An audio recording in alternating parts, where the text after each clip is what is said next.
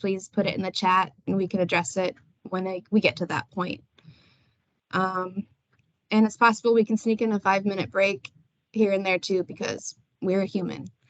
So with that, let me start recording. I already started, Wilma. Oh, thank you. All right, well, Christy, if you are ready, you have the floor. Thank you, Wilma. I appreciate that. Certainly, I appreciate everyone joining us today for this urban forum. You may be thinking, what is an urban forum? I showed up, I saw this cool invitation, but what does that really mean? Certainly, it's an opportunity to begin networking and working with everyone, getting a community started throughout Texas. I am Christy Oates, the state conservationist here in Texas. Worked with the agency for over 27 years, and I certainly am very excited about where we are, where we're headed with urban conservation. Texas has many, many urban centers throughout our state, and it's vitally important that NRCS, the Natural Resources Conservation Service, is able to provide service to those customers, be able to offer the technical and financial assistance, just as we do across the state with our rural agriculture producers.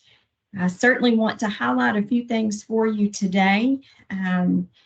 Certainly, we are working to increase our urban agriculture because it plays such a tremendous and vitally important opportunity in Texas. It provides fresh, healthy produce, locally grown. It offers opportunities for jobs, beautifying our neighborhoods, and offering residents access to fresh and healthy foods in many locations, which some are known as food deserts. And working towards this goal, NRCS has 7 urban conservationists that are really devoted to help with conservation planning, with technical and financial assistance that's made available through the Farm Bill.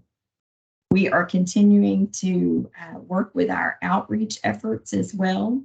And across Texas, we have Tara Fannin, who serves in the Panhandle area of Texas. She is in the Lubbock zone. We have Maggie Gannon, who is out in far West Texas. She is in El Paso, serving our West Texas area. We have James Rodriguez. He is in Central Texas in Austin. We have Alex Beaton, who is down south along the coast, Corpus Christi, serving that area of the state. We have Jay Knight II, who is in our Houston hub and working at Houston and kind of East Texas. We have Michael Higgins, who is in Arlington and working the Dallas-Fort Worth Metroplex area.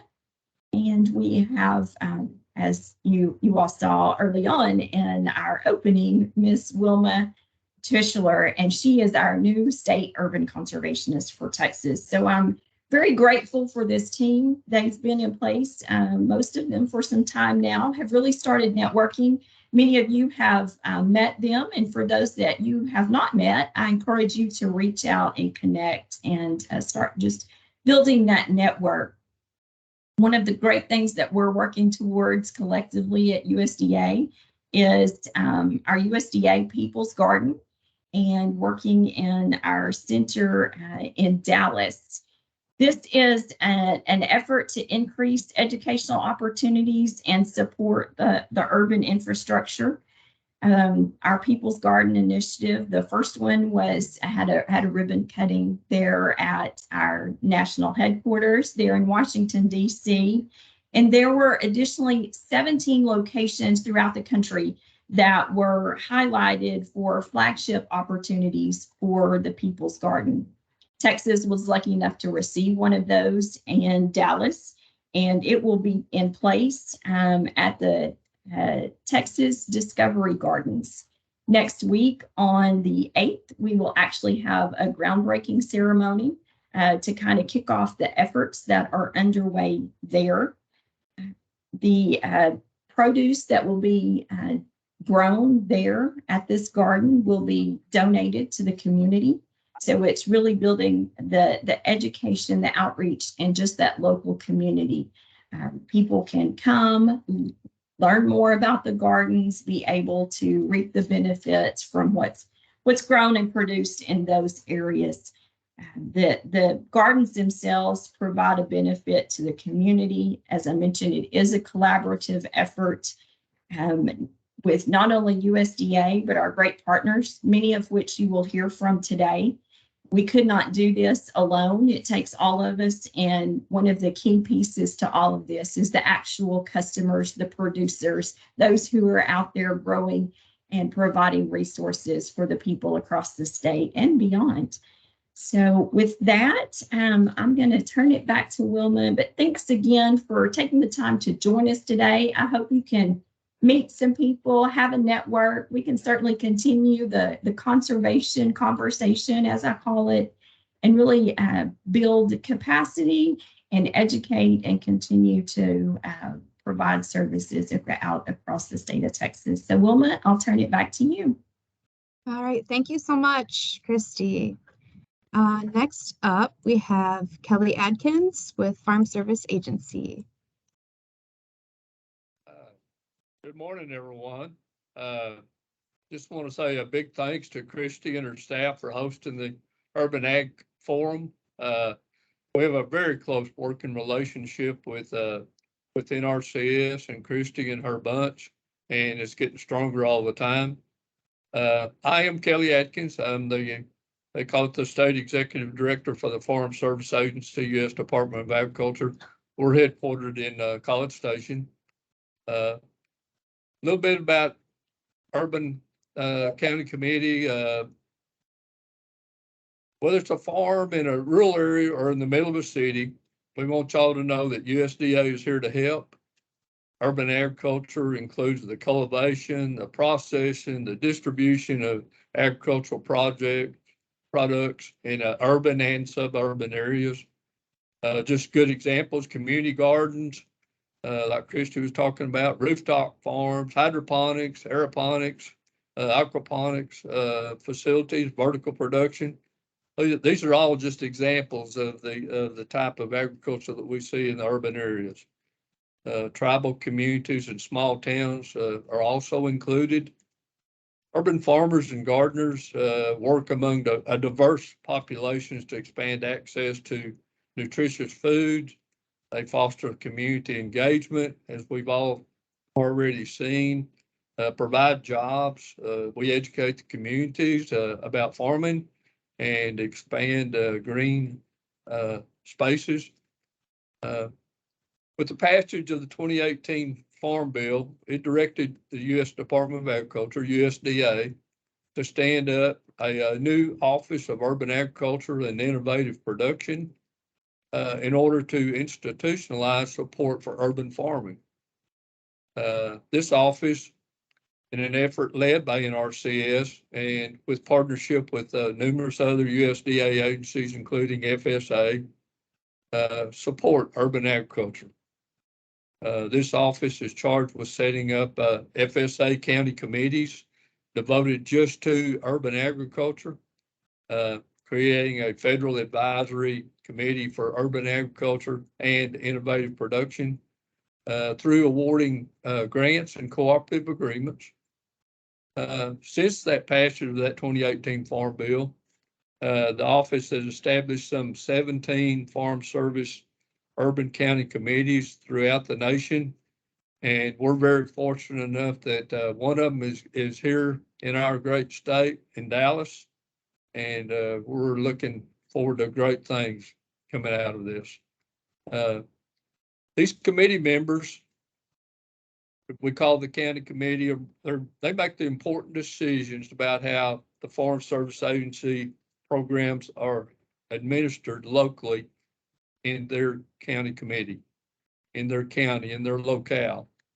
Committee members are local, urban, and suburban farmers who will ensure that we have a fair and equitable administration of our Farm Service Agency farm programs in their county jurisdiction around that Dallas area.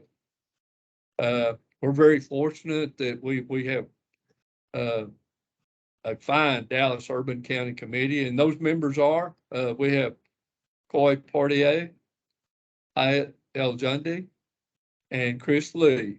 Those three represent the local administrative areas in Dallas, and they make up that Dallas County Committee. Urban farmers who participate in USDA programs in Dallas County are encouraged to participate by nominating and voting. We do this every year. It's on a rotational basis, and you'll be getting a newsletter that'll point this out in the years to come. Going to be a great opportunity. USDA announced on June the 3rd that it would make significant investments to support urban agriculture with $43 million in grants and cooperative agreements, as well as 6 new urban county committees to help deliver key USDA programs. All the urban county committees are selected based on the consideration of data that included the opportunity for economic growth, diversity, proximity to tribal nations, number of farm-to-table projects that we had, urban farms, community and residential gardens like Christy was talking about, and the green infrastructure projects within the metropolitan and that suburban area. Anyway, here a little bit later, Stephen Tucker is going to talk about the information on our FSA programs and how we can be able to support our urban producers across the state. And we look forward to working with all the producers in that area. Here at FSA, we're looking forward to supporting urban agriculture and seeing what great things we can accomplish together. And we've got great sister agencies to work with, and it's going to work out very well. Thank y'all. Anyway, have a blessed day. Thank you. Great. Thank you so much, Kelly. Appreciate it. All right. Susie Marshall, Executive Director, Grow North, Texas. If you are ready. There you are. Good morning, everyone. I am Susie Marshall. I'm the founder and executive director of Grow North, Texas, and we do local food and urban agriculture work in the Dallas, North Texas area. We do have some farmer education programs, and we are excited to be doing some projects with NRCS in the coming year or two. I'm also the chair of the Urban Agriculture Subcommittee, and I'm going to see if I can pull up this short set of slides just so you guys have something to look at instead of just listening to me talking.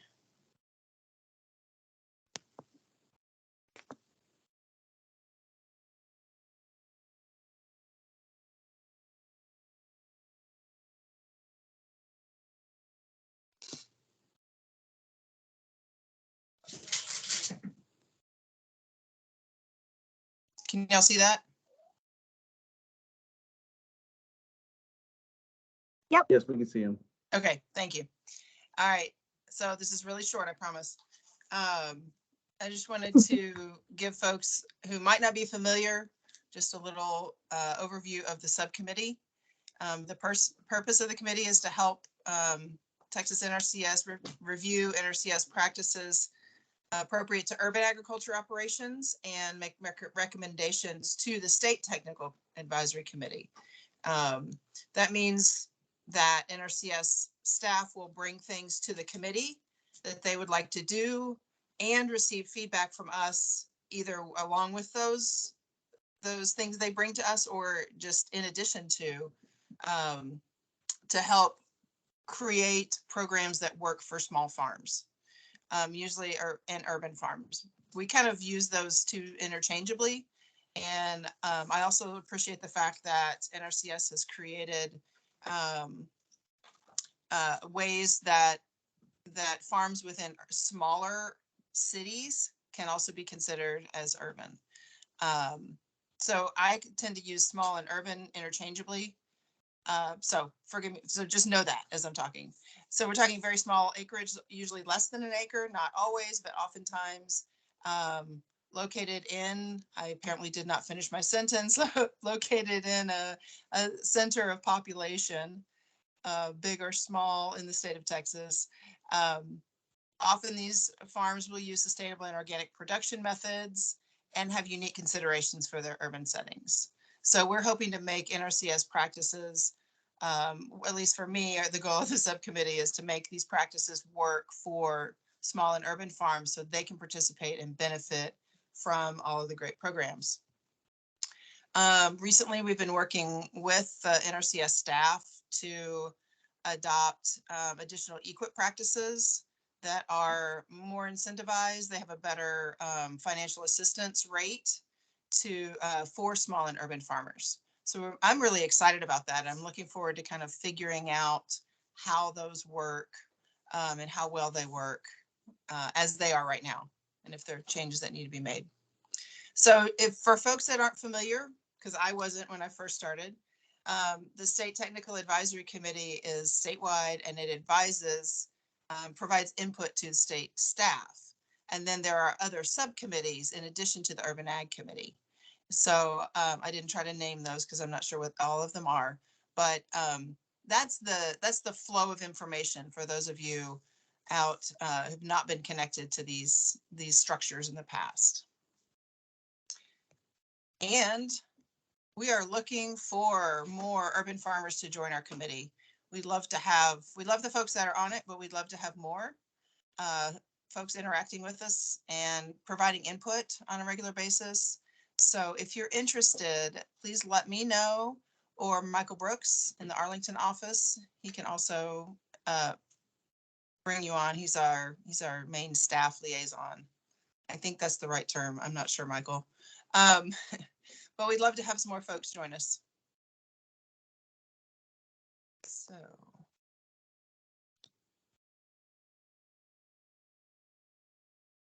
And that's all I have. Happy to answer any questions anybody has too.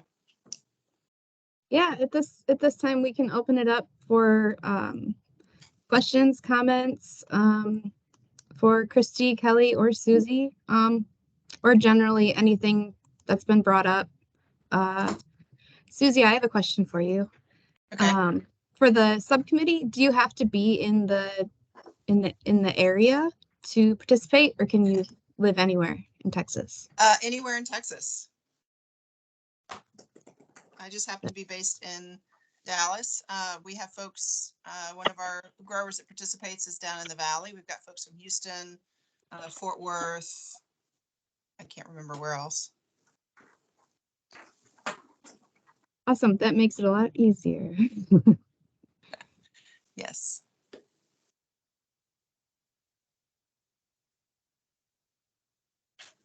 All right. It doesn't have to be too formal, guys. We can all just chat. Hello, can you hear me? Yes. Yes.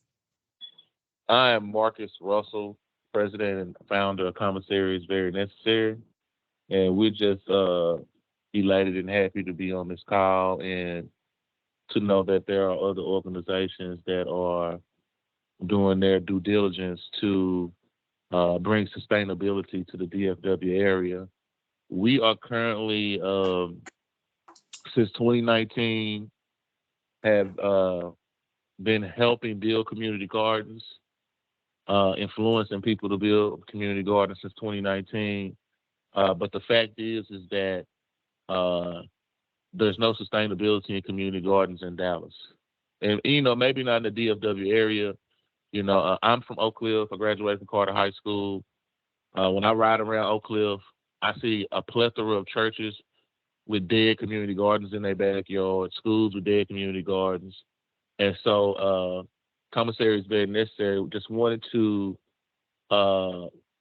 collaborate with other organizations with similar mind states and just put something together for sustainability for gardens, farms, really, across the DFW area. And, I think it's a big gap and opening left for people like us and organizations that really want to come together and do some work in this great city to bring sustainability and to bring other food choices to the food desert areas that I'm from and that we worked in, you know, from South Dallas to Highland Hills, different areas in Oak Cliff, that just need help. So like I said, we're just glad to be here. Any part that we can do, we currently have land in 5 Mile, which is in Highland Hills, a garden that we tried to start in 2019. A lot of complications happened. Then even COVID happened. So we never really got a chance to do what we want to do over there, me and Devontae Peters and some more of our cohorts. We also have one in South Dallas that we need to get on immediately, that we helped start with the Skip Shockley Foundation. There's also a garden at API that currently, to be honest, CIVN is not over that garden anymore. We let API take over that, and hopefully they can sustain that garden. And I'm trying to think, we have one more garden. We had a couple of more gardens, but the apartments in Highland Hills, they bought the apartments and they destroyed the gardens. They took them out. And so that's why we have a couple of less gardens, because of what happened in Highland Hills. So, but can I ask what are you looking for help managing the gardens or growing the food, or are there some specific needs? Because we may be able to connect you with some people or do some things, and we probably should move this offline. But just a quick, if you've got like two things that who am I talking to? This is Susie Marshall in Dallas. Okay. Yeah, that's fine. We are connected with a lot of people on this phone call in various ways. So yeah, Tamia is my executive director on this call. I know it's kind of hard for us to get in. I just called in. But yeah, my email is mrussell@civn.org. So any information you want to send us, like I said, we want to collaborate with our organizations that's doing the work in the area. I know, and the reason we most definitely need to collaborate, because we do a lot more than just agriculture. We really got into agriculture based on environmentalism, because I'm an environmental activist, also a human rights activist. And so, we relate all those things together and just show people that environmental justice and environmental racism and different things like that are connected. And, we want to uproot the bad seeds that have been planted and plant good seeds. And, we know good seeds bear good fruit. And that's all I really wanted to say. I'm just happy to be here, and thank y'all for including us in what you're doing in the DFW area. Of course. Thank Susie, you. you got that email address, correct? I did. Yes. Okay. Thank you. Okay, good deal. We'll follow up with you definitely. Thanks for All right, sharing. thank you. Really appreciate it. All right. Okay.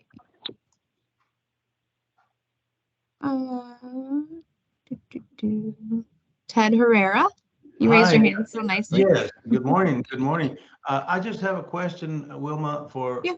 the monarch pollinator type gardens that are really taking off in several states.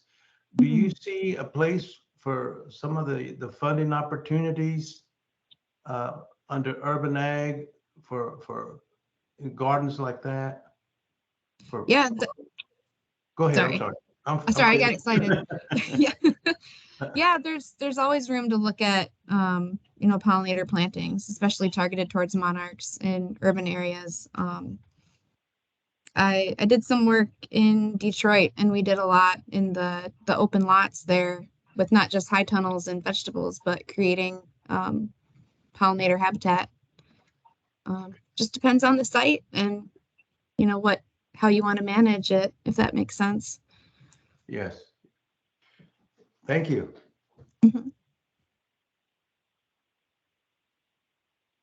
Susie, there's some direct questions in the chat for you. One Ooh. from says, "Hi Susie, I'm in the Valley. Could you please share who the committee member is from here? I would love to reach out to them as my lab is starting collaboration with our city to start an urban garden." Cruz Salinas is our person in the Valley so far. If there's somebody else, I cannot think of them. I just don't know their location, but I know Cruz is in the Valley. Daniel also asked, can you mention some of the unique considerations for urban farms in addition to small size organic sustainable practices? Well, I think I think part of what I was wanting to say is that within NRCS's typical work, they've not considered you know, the size or the city ordinances that might impact a farm or various other things.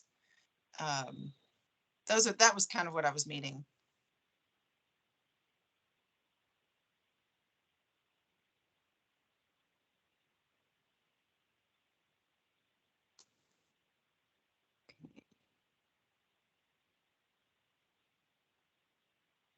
This is Joe Masabni. Can I talk? This is right. This is, can you see me, hear me? Yep, all good, Joe. All right, thank you, thank you. This is Joe Masabni with Texas A&M. I'm at Dallas Center. I recognize some faces. Susie, I've known you before from when I was at Overton. Now I'm at the Dallas Center. Hopefully we'll get a chance to visit with each other. I just want to say that I was lucky to get a grant from NRCS, the EQUIP program, and Michael Higgins, who's here on this chat, helped me with that, manage it and end it. Anyway, I wanted to say that I have a high tunnel, I have a vegetable garden, I have a greenhouse, and myself and my colleagues, and some of them I see are on the list, Dr. Leskovar, Dr. Zahid, Dr. New, who is busy but will join us soon. We are actively interested in education and research with you know, projects, urban agriculture, small scale farming, whether in high tunnel, outdoor like vegetable production in the garden, or in greenhouse, vertical farm, control environment. I'll be happy. I've had tours. I want to let everybody know what we're doing. Please come visit our facilities. I'll be happy to help anybody interested in learning by hands-on activity. Just show and tell what we do. Sometimes it's the best to see and touch and grow and plant and weed and learn by seeing and doing. And if there's any opportunities to collaborate with anybody, please let me know. Be happy to continue working with anyone. That's all. Thank you very much. Thanks so much, Joe. Thank you. Appreciate that. Okay, I think we have some more questions, but we better get moving on. We will make sure to follow up with each question that we did not get to. So let's see here.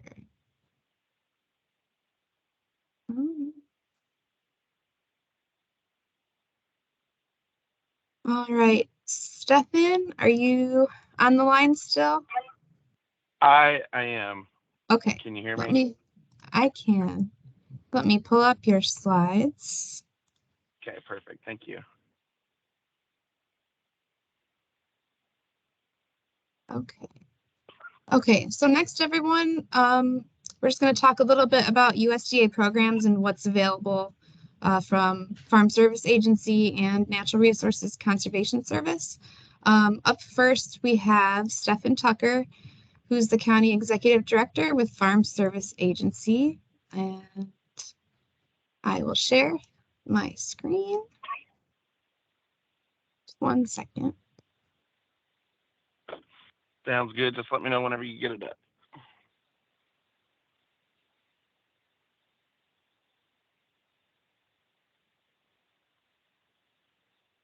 All right, we're ready. All right.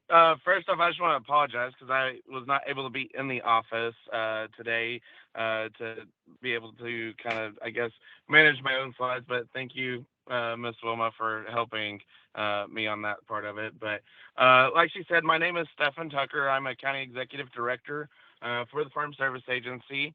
I am a part of a shared management office. And so what that means is I manage two different offices. We have the Forney office, and that covers Dallas, Kaufman, and Rockwall counties right now. And then I also oversee the office in Athens, and that covers Henderson and Van Zant counties. So I cover quite a bit of territory over here, on this side of the Metroplex. So but anyway, today I'm going to be talking about some FSA programs that are available to urban producers that will be able to provide some assistance maybe to some people's operations, or maybe just get some more knowledge about what FSA is today. So if you'll go ahead and go to the second slide, getting started with USDA. There's over 2,300 county offices across the nation, with every county having a service center available to them. There's staff that's there, and we're always willing to help anybody that comes in, calls, that wants to participate in any kind of USDA program. There's a beginning farmer coordinator that's been identified in every state. So here in Texas, that's Floyd Knowles with NRCS, and his role, the coordinators are a great resource in sharing helpful information and guidance, working with USDA agencies as a beginning farmer.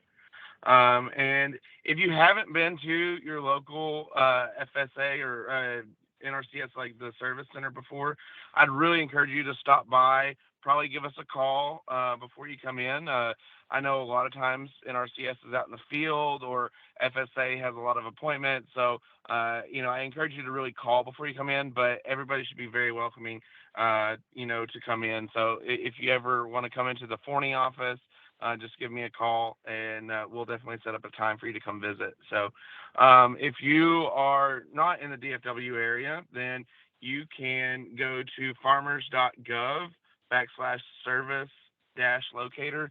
That will help you find the actual service center that's nearest you. So like I said earlier, every county has a service center that's dedicated to them. It may not be directly in that county, but it will be nearby. So whenever you visit your local office, you can talk about FSA, NRCS programs that you might be interested in, get you started in the right direction.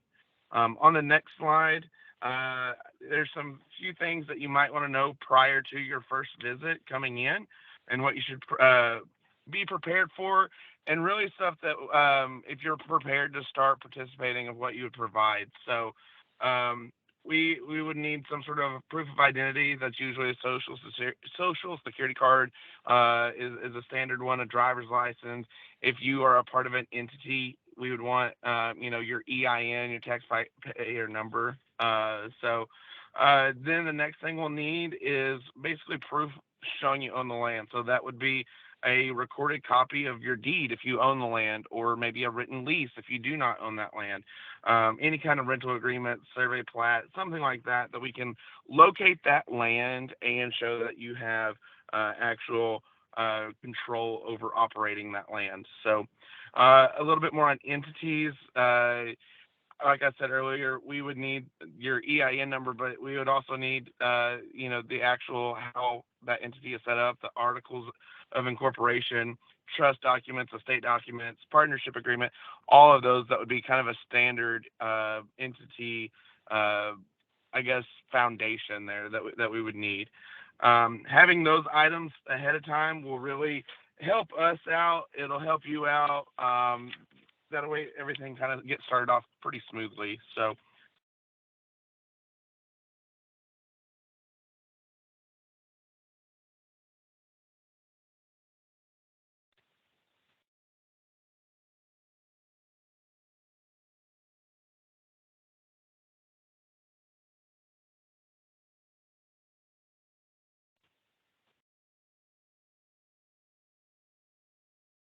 Oh, is it just me, or did we lose him?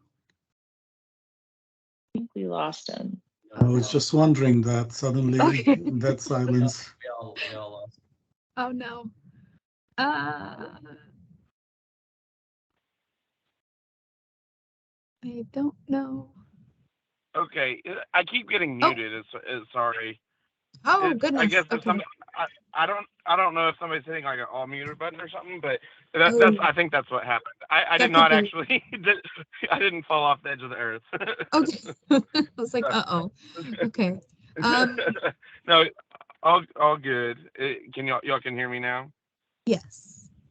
Okay, perfect. I'll keep going. Okay. All right. So, I'm on the slide that's the FSA will then. So, once we get those items that I was talking about earlier, of things to help you on your first visit, we can register your farm or ranch into the FSA database. We'll put your entity into the database. We'll locate your farm. We'll be able to create the map outlining your farm, the boundaries, and we'll be able to calculate the acreages and such. And so you will have your actual farm number. So having your farm number will allow you to have access to key USDA programs through FSA and NRCS.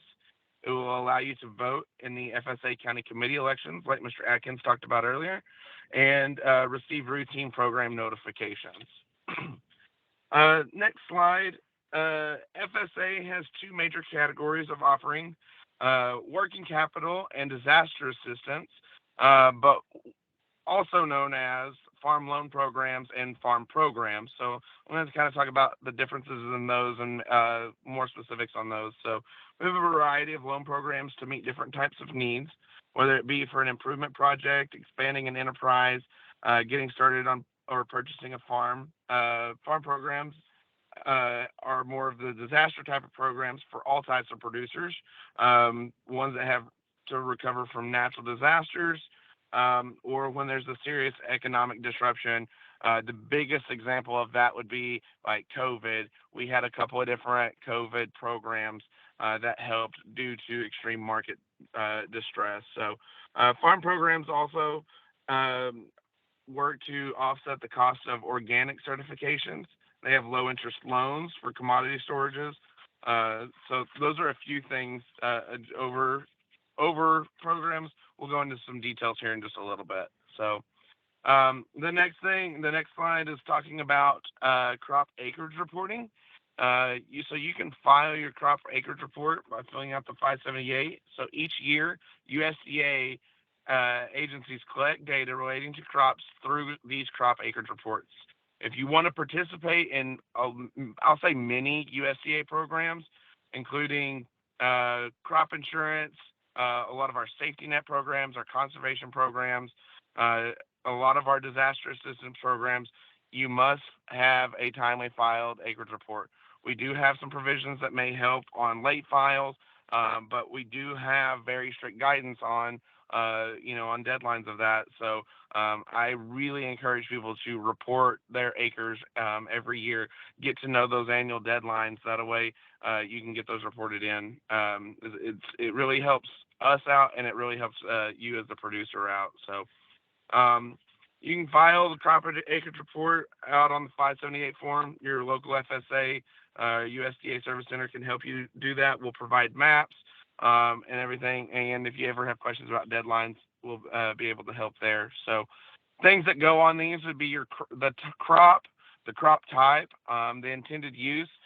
We know that the use of that changes, but they ask us what are you intending on doing with that, whether that be like a fresh fruit or vegetable, or if you're making hay or something. So we also get the number of acres. We get the maps. They have approximate boundaries. There is a little bit of balance there. It may not be down exactly perfect, but it's pretty dang close. So we get your planting dates. We do planting patterns depending on how big of an operation you are. Producer shares, whether you're irrigating or not. And then also, let's say if you have too much rain and you were prevented from being able to plant, we can file that saying, hey, I tried to plant this, but I was unable to due to this. So we do that. Those go on the acreage reports as well. So, all right, the next slide is going to start talking about some specific FSA programs. The first one is NAP, the Non-Insured Crop Disaster Assistance Program. It covers crops that are not insurable through your typical insurance agents. There's an administrative fee of $325 per crop. However, this fee can be waived for eligible veterans, beginning farmers and ranchers, socially disadvantaged or historically underserved producers, along with limited resource producers. The ELAP program, we are seeing some of that now for the livestock producers. It provides assistance for grazing losses on non-federal land, additional costs in transporting water to livestock due to drought, hauling forage to livestock, or even hauling livestock to available forage, and losses resulting in additional costs with gathering, livestock treatment, and specifically related to cattle tick fever. Then we also have listed there the LFP program, the Livestock Forage Program. This program provides payments to eligible livestock owners and contract growers who have covered livestock and who are also producers of graze forage crop acreage that have suffered a loss of graze forage due to a qualifying drought, that normal grazing period for the county. So the way that one works is, if we have a drought during the fall winter and we're grazing wheat, then that would be what's available for that loss program, is an example. So more information can be found about disaster programs online at farmers.gov/protection-recovery. I personally, a lot of times I find when I'm talking with producers, is a lot of times we'll just Google FSA, LFP, and you can find a lot of resources, and that'll get you to that farmers.gov website if you ever have trouble finding it. So, and then also we have the FSFL, the Farm Storage Facility Loan. It provides low interest financing for producers to store or handle or transport eligible commodities that they produce. That one is one that we've used in the past, and for producers that have a need for storage of certain production. So, all right, next slide talks a little bit about some of the organic producers. The Organic Certification Cost Share Program provides organic producers and handlers with financial assistance to reduce the cost of organic certification by reimbursing a portion of their paid certification costs. Cost share reimbursements cover up to 50% of certification costs each year, and paying farmers up to $500 to certify each of the scopes or categories, which are crops, wild crops, livestock, and processed products or handling processes. So the deadline to apply for the OCCSP or the OTECP, which I'm fixing to talk about, is October 31st, 2022. So coming up for that. The OTECP, the Organic and Transitional Education and Certification Program, it provides assistance for certified operations and transitional operations that incurred eligible expenses. This includes eligible certifications expenses, event registrations, and soil testings. So the new program is a part of USDA's pandemic assistance for the Producers Initiative. Next, I'm going to talk about some determining eligibility on the next slide. So producers participating in FSA programs must meet certain eligibility requirements. So this is each program has its own specific eligibility requirements. A lot of them share the same one. So this is kind of talking about some of that. So producers will have to complete a CCC 902 farm operating plan to have eligibility determinations completed at the USDA, the FSA Center. We will help you fill that out and exactly what that means for your operation. But basically, this form collects information on your land, your capital, your equipment, your management, and your labor. So that's kind of the start of the 902. So on the next slide, some more eligibility stuff. Most FSA programs require to have an adjusted gross income of less than $900,000 averaged over the preceding 3 tax years. So when you sign a CCC 941, that's what you're saying is you're signing it takes the average of the previous 3 years. So for example, for 2022, it would take the average of 2021, 2020, and 2019 years to get that adjusted gross income average. So producers must also certify their conservation compliance on an AD 1026 to meet the highly erodible land conservation and wetlands conservation provisions as applicable. So again, your local service center can definitely help you and guide you on filling these out. The next slide here, we talk about underserved audiences. When it comes to FSA programs, including loans, producers may certify to being a member of a historically underserved audience. These designations define rules for participating in programs as well as priority or pools of funding for other USDA programs. Some FSA programs have special provisions to assist eligible producers, such as reduced fees for NAP or a higher payment factor for ELAP. So we kind of talked about that a little bit earlier. As defined by law, a SDA applicant is one who is a member of a socially disadvantaged group whose members have been subject to racial, ethnic, or gender prejudice because of their identity as a member of a group without regard to their individual qualities. So SDA groups are African Americans, American Indians, Alaskan Natives, Hispanics, Asians, Pacific Islanders, and women. Loans through FSA historically underserved and women farmers and ranchers are not a special loan program or type. Rather, these are designations that refer to a specific funding source known as socially disadvantaged applicants or SDA funding. To be considered for targeted funding, loan applicants must voluntarily provide their race, ethnicity, and gender information to us. The same loan eligibility requirements apply to all applicants. So we do have basically a form that certifies that, doing that. So for entities requesting to be considered socially disadvantaged, at least 50% of the members of the entity must be socially disadvantaged individuals. On the next slide, we have some more things about limited resources farmers. So additionally, underserved audiences, a limited resource farmer or rancher is a producer who is direct or indirect gross farm sales do not exceed the amount identified in the limited resource determination tool in each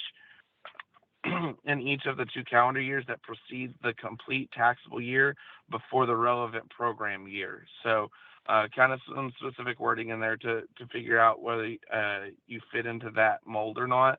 You see that link where you can go check that out. So also a producer whose total household income was at or below the national poverty level for a family of 4 in each of the same 2 years referred above. So if you're interested in that, definitely check out that link. Please note that the definition is not applicable to farm loan programs also. On the next slide, talking about beginning farmer ranchers, I know we get quite a few inquiries about this here at the Forney office specifically. So a beginning farmer rancher is an individual or entity who has not operated a farm or ranch for more than 10 years, materially and substantially participates in operation, meets the loan eligibility requirements of the program to which he or she is applying, and for a farm ownership loan does not own a farm greater than 30% of the average size farm in the county. So it's county specific.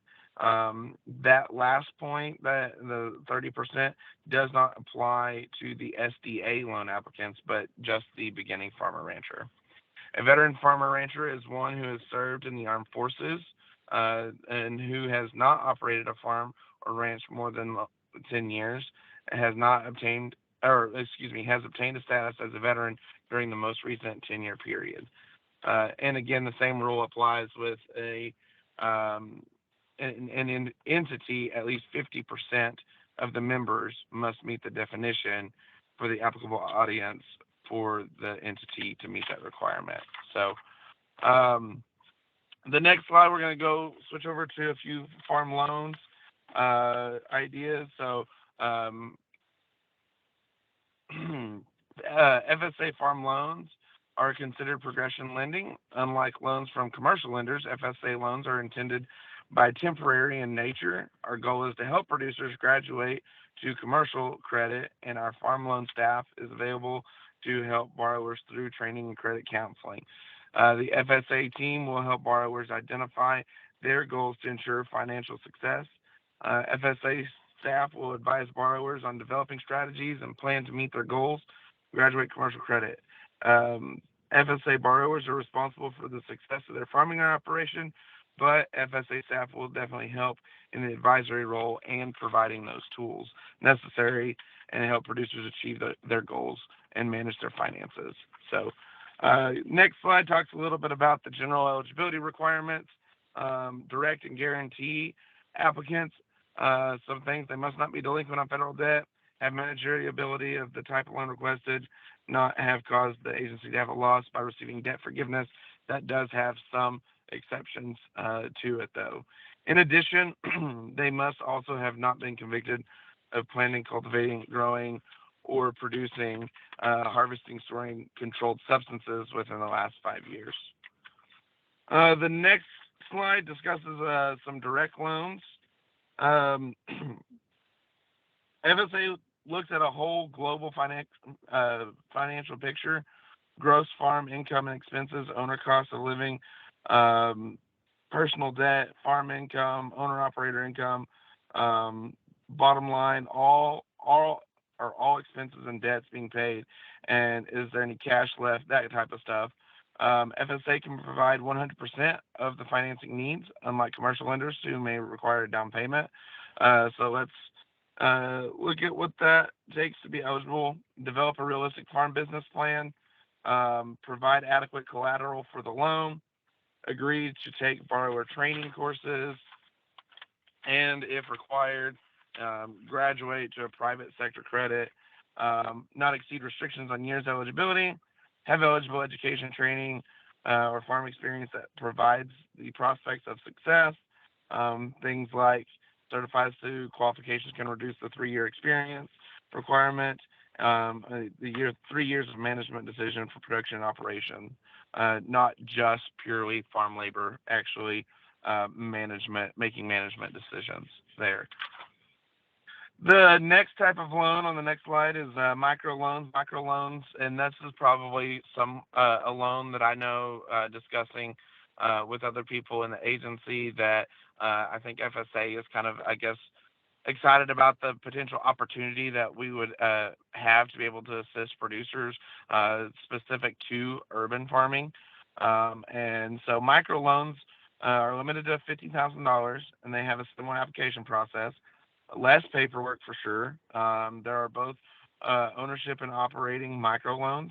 Operating microloans can be used for expenses such as startup costs, seed, fertilizer, just marketing, livestock. So that they're very versatile. Ownership loans can be used for expenses such as purchasing land or farm, enlarging an existing farm, constructing buildings.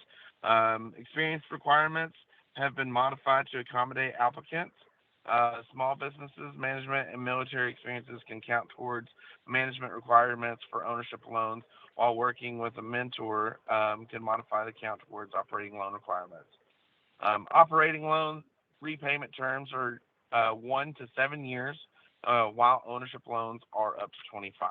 So I think there's a lot of opportunity there, especially for urban producers if they need that assistance. And then I have the next slide on youth loans.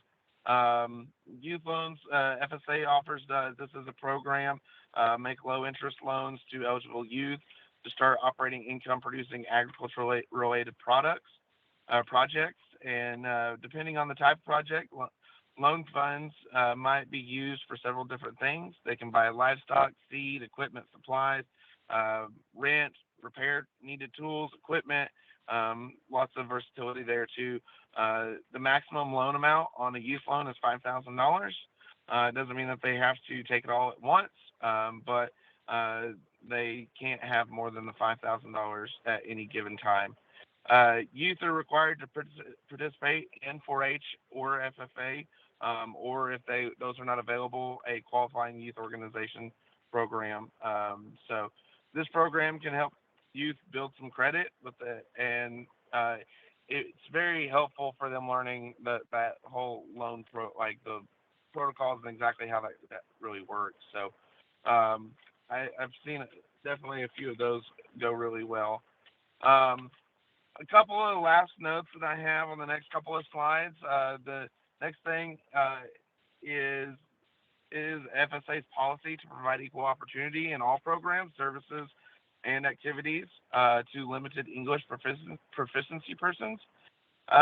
So the LEP persons are individuals who do not speak English as their primary language and who have limited ability to read, speak, write, or understand English. Um, LAP statutes and authorities prohibit exclusions from participations and denial of benefits and discrimination under federally assisted and or conducted programs on the ground of race, color, or national origin. So FSA offers 3 types of language translations and interpretation services available to the customers at no cost. So we can document the translation, telephone, or if need be, we can do it in person as well. These language translations and interpretations services will assist both producers or both the customers and the staff while overcoming language barriers. I personally worked and tried to use this in our office over the phone. Basically, it's pretty simple. We just get a phone number, and whenever I've used it, I get in contact with the people that help us and it can be any language, and they will get us a translator, and it's been very successful. So next slide is just to stay in touch. I encourage people to really subscribe for email communications, producer owners and other interested people to keep up to date with important FSA NRCS programs. Sign up for our Gov Delivery. We send out monthly newsletters. It provides an instant communication system, allows newsletters, deadline reminders, bulletins, and that to be sent to your email addresses. So you can sign up online at farmers.gov/subscribe for email communications. The TX Dallas Urban Agriculture topic, which includes articles that are relevant to urban producers. That's something that we worked hard on to get specific to, and to not just lump all of Dallas County producers and in with the Kaufman and Rockwell producers in that Forney office. We separated out the urban producers. That way we can get very relevant information to urban producers. So next slide, just staying in touch. There's a few links there that you can see. Farmers.gov is a central location for resources on the above programs through FSA and NRCS. Urban growers can find additional information. Like I've been saying, farmers.gov is a good website, but that /urban will get you going in the right direction. So for specific information on an actual program, you can go to the FSA website, fsa.usda.gov. And then the last slide here has my information on it. So I know I covered quite a bit of information, try to be thorough, but not keep everybody around too long for it. But for Dallas County producers, if y'all have any questions, please reach out. We're very busy in the Dallas Kaufman Rockwell office right now. So a little bit of patience help, but I promise I'll get back to you. And I will definitely love to hear from you. So you can call me at my number there. For the people that are just on phone call, my number is 972-552-5254, extension 2. And then my email address is stefen.tucker@usda.gov. And if you're not sure where to find your service center or whatever, and you just need help because you can't find it, let me know. Just shoot me an email. I can definitely help you connect you with the right places, the right people at the right place. So I do want to add one last thing. At that Forney office, while we cover Dallas County right now, that is for the farm program side. That is the side that I oversee. Right now, all farm loans will go to the Ellis County office that's located in Waxahachie. So, because we do not have a farm loan staff in Forney right now. So, so all of those will go over to Ellis County. So, with that being said, I think that's all for me. Thank you all, and I hope you all have a good rest of the morning. Thanks so much, Stefan. And sorry, everybody. I think the presentation dropped for a minute there.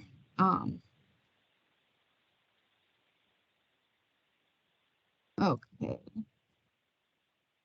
My internet decided to go wonky. All right. And I know this is a lot of information. What I'd like to do is share the presentation slides in the chat. If the presenters, if you don't mind that I stick them right in the chat. And then if you can't access them, let me know and I can email you a copy. That's good. And I may not be available for all questions later, just FYI, but if anybody has anything, they can definitely email me also. Perfect. Thank you so much. All right. Next up, we have Maggie Gannon, urban conservationist with NRCS. She's in Zone 2, El Paso area. Maggie, are you able to? There you are. Hey, you. So I just wanted to let you know I was going to upload the PDF right now for my slides, but I'm having a hard time doing it in the chat. So there might be a delay for everybody who wants my slides. I'll send them to Wilma and she can put them in the chat later. Are we ready to go? Ready to go. Awesome. Thanks, Wilma. And thank you, Mr. Tucker, for all that information about FSA. Good morning, everybody. Like Wilma said, my name is Maggie Gannon. I'm the urban conservationist for Zone 2 or Far West Texas. Today, we're going to chat a little bit about conservation planning and programs and urban systems. So what that's going to look like is a brief, touching briefly on the agency's history really quickly, jumping into conservation planning, talking about the Environmental Quality Incentives Program, the Conservation Stewardship Program, and a handful of grants that the USDA has to offer. So in April of 1935, a cloud of soil from the Dust Bowl in the middle of the country moved to the east and darkened the sky in Washington, D.C. Hugh Hammond Bennett, a visionary soil scientist, was able to use that opportunity, or tragedy really, to convince Congress that natural resource conservation is for the public good. That year, Congress made the Soil Conservation Service, which is an organization that would work directly with farmers, ranchers, and foresters to provide education and advice on how to conserve resources while maintaining production. In 1994, Congress changed the agency's name to the Natural Resources Conservation Service to better reflect the efforts that the agency was doing across the board of all natural resources. The NRCS mission is to deliver conservation solutions so agricultural producers can protect natural resources and feed a growing world. Worldwide population is growing, and demands of natural resources are growing right along with it. The agency wants to support American producers in their efforts to keep up with production in a sustainable way. One of the key ways we do that is through local partnerships. So we talked about a little bit earlier about the subcommittees for the State Technical Committee. That's one opportunity for partnership. There's many others. Another is your local soil and water conservation district. I'd encourage you to look into that, to reach out to them. That's another opportunity to get involved with the agency. So our next stop is conservation planning. Conservation planning is the key to helping people help the land, which is succinctly what NRCS is really hoping to do. It's a tool to help producers manage the natural resources on their operations.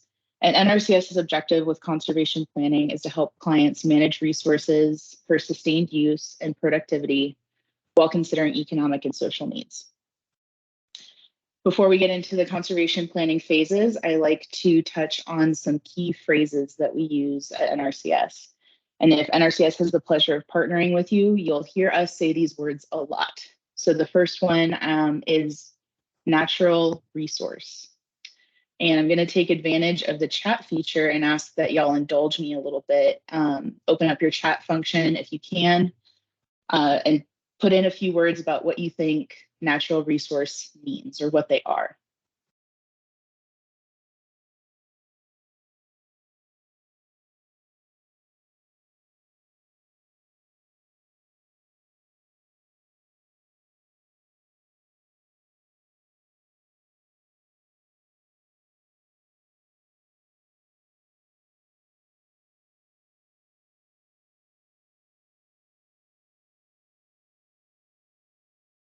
Thank you, everyone. I'm seeing all of the elements from Mother Nature, air, water, land, plants. Y'all are getting it right on the money. Thank you so much. So NRCS calls natural resources any naturally occurring resource needed by an organism, population, or ecological system. And we apply this term specifically to soil, water, plants, animals, and energy. And then, like Wilma said, we wrap all of that up with human consideration. So we tie all of those things to how they influence humans and how humans influence them. Another term is resource concern. And while I read off this definition and we talk about it a little bit, I want you to, since you're still in the chat, think about what might a resource concern be. NRCS uses the word resource concern to talk about how if there's unfavorable conditions on the landscape or if there's issues with the natural resources we just mentioned before. Animals and their manure is definitely a resource concern for sure. And while we're waiting for a few more responses, I'm going to put in a link to some conservation planning resources that you can access later. Water quality, definitely. Thank you all. Some of the ones that I had on my list, yeah, depletion of groundwater, that was on my list, Rachel. I also had nutrients or pesticides moving into the water, inefficient irrigation use, soil compaction, soil erosion, and wildlife habitat issues. And our last vocab word today is conservation practice. And again, please feel free to put in your thoughts about what a conservation practice might be. But NRCS, when we say conservation practice, it's the treatment we reach for to address the resource concerns that we just talked about before. So there's an issue with erosion, we might reach for critical area planting where we put out seeds, perennial seeds that will stay in place and hold the soil in place. Some additional examples are high tunnels, excuse me, micro irrigation, and that helps with the inefficient irrigation use. Native grass restoration is one, thank you, Ruben.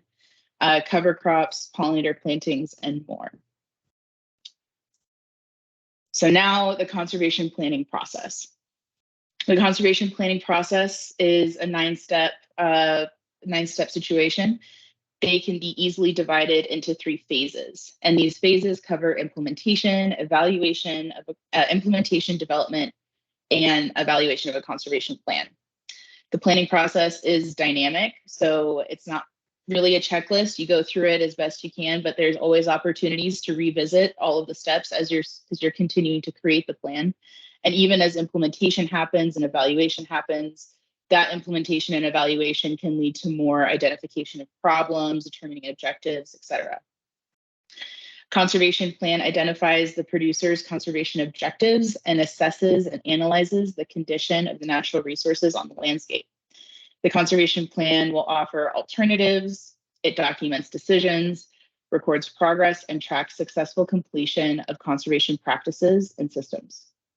It also helps provide guidance and direction for continued maintenance of conservation systems and practices. Phase 1 is all about information gathering. NRCS conservationists will go out to an operation and walk the property with the manager, identifying resource concerns visually, looking for any assets or resources to be aware of, and learning about objectives from the producer as they walk. The planner will, like I said, visually assess the natural resources while they're on site, and also gather information about the resources from the producers. What concerns do you have? What are your hopes? As well as using tools that we have in the agency like web soil survey or other measuring tools once they get back to the office. Phase 2 and 3 put more focus on plan development and implementation. After information gathering has been done and the planner has analyzed what they've found and discussed with the operator, the planner will identify conservation practices that fit the needs of the land and the goals of the operator. The producer and the conservationist will evaluate the different conservation practices identified, and the producer will make decisions and then implement the agreed upon conservation plan. The producer and the conservationist will continue to evaluate the plan and monitor what's going on and make changes to best meet the needs of the producer and the natural resources being managed. The pictures here, you can see a few more conservation practices. We have a tunnel system with shade cloth. There's some mulching in this raised bed down here. There's also micro irrigation system. This is a pollinator planting. And we have a water catchment system right here.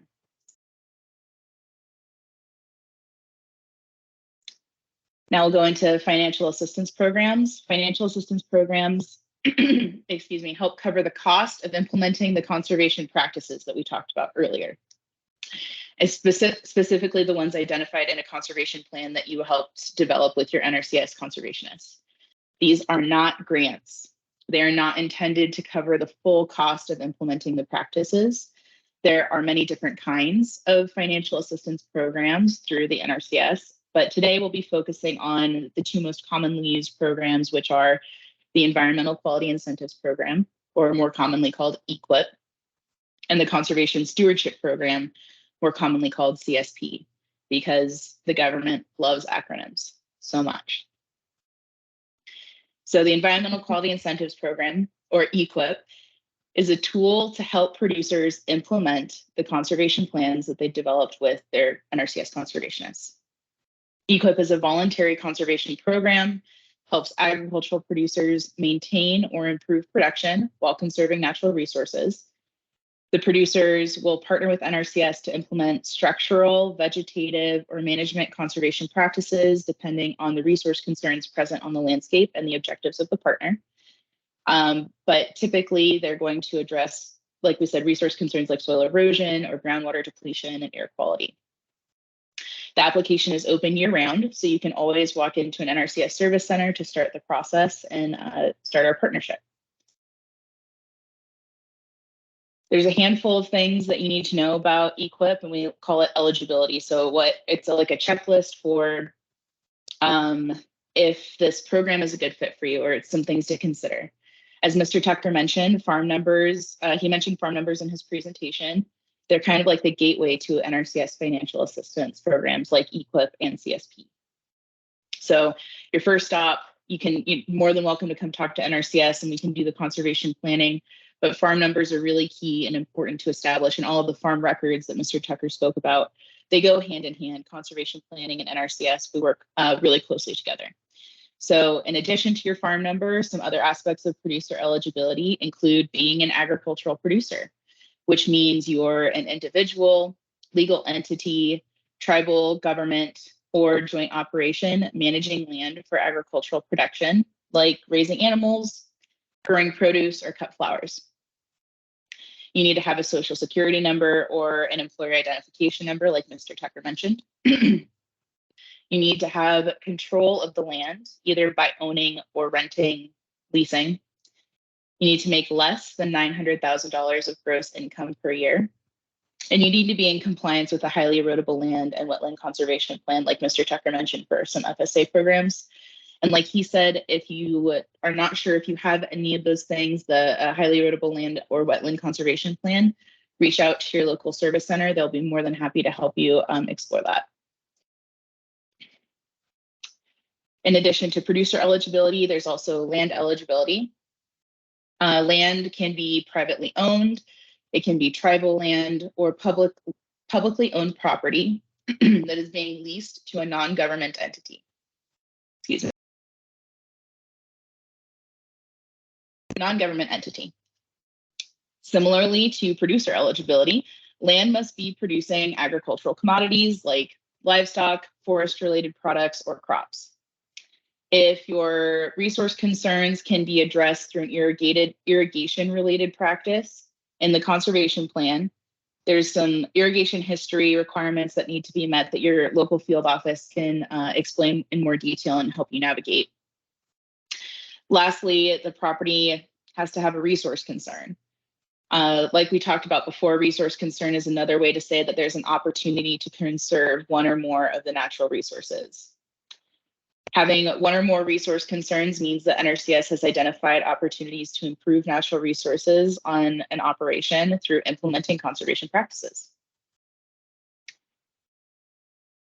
In the last few years, NRCS Texas has made an effort, like Christy mentioned, to support urban agriculture in a new way. And one of that effort, in addition to the urban conservationists, has been a Texas Urban EQIP initiative. This EQIP is the same EQIP that we just talked about with similar eligibility requirements. It just means that there's a special pool of money set aside for producers that meet certain criteria, like proximity to population and size of operation.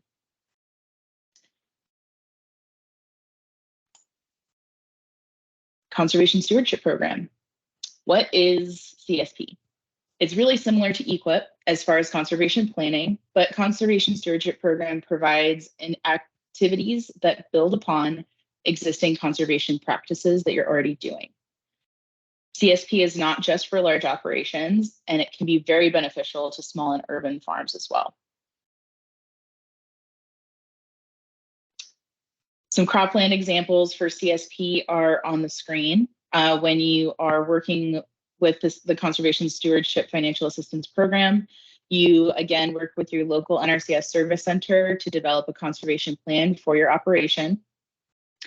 A few examples of practices or enhancements that can be planned for cropland, cover crops, nutrient and pest management, irrigation water management, and most of these practices can also be planned under high tunnels.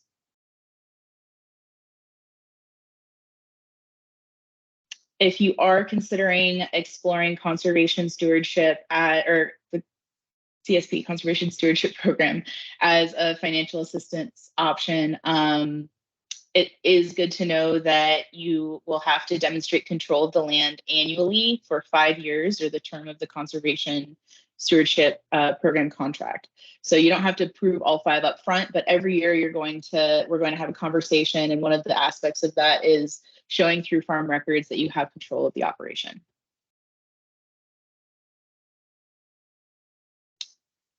CSP contracts are 5 years, ending December 31st of the 5th year. If you so desire, participants can renew for an additional 5 years at the end of the first contract, making it a total of 10 years of cooperation. And in that other additional 5 years, there has to be new activities or enhancements added to the conservation plan that evaluation part has to have been done, and we could have identified new opportunities. Producers must maintain existing activities throughout the contract, and you have to implement new activities as scheduled in your conservation plan. Payments for the Conservation Stewardship Program are made once annually and are for the activities completed in the previous fiscal year. For us, fiscal year is October through September. So we're right on the end of our fiscal year for this year.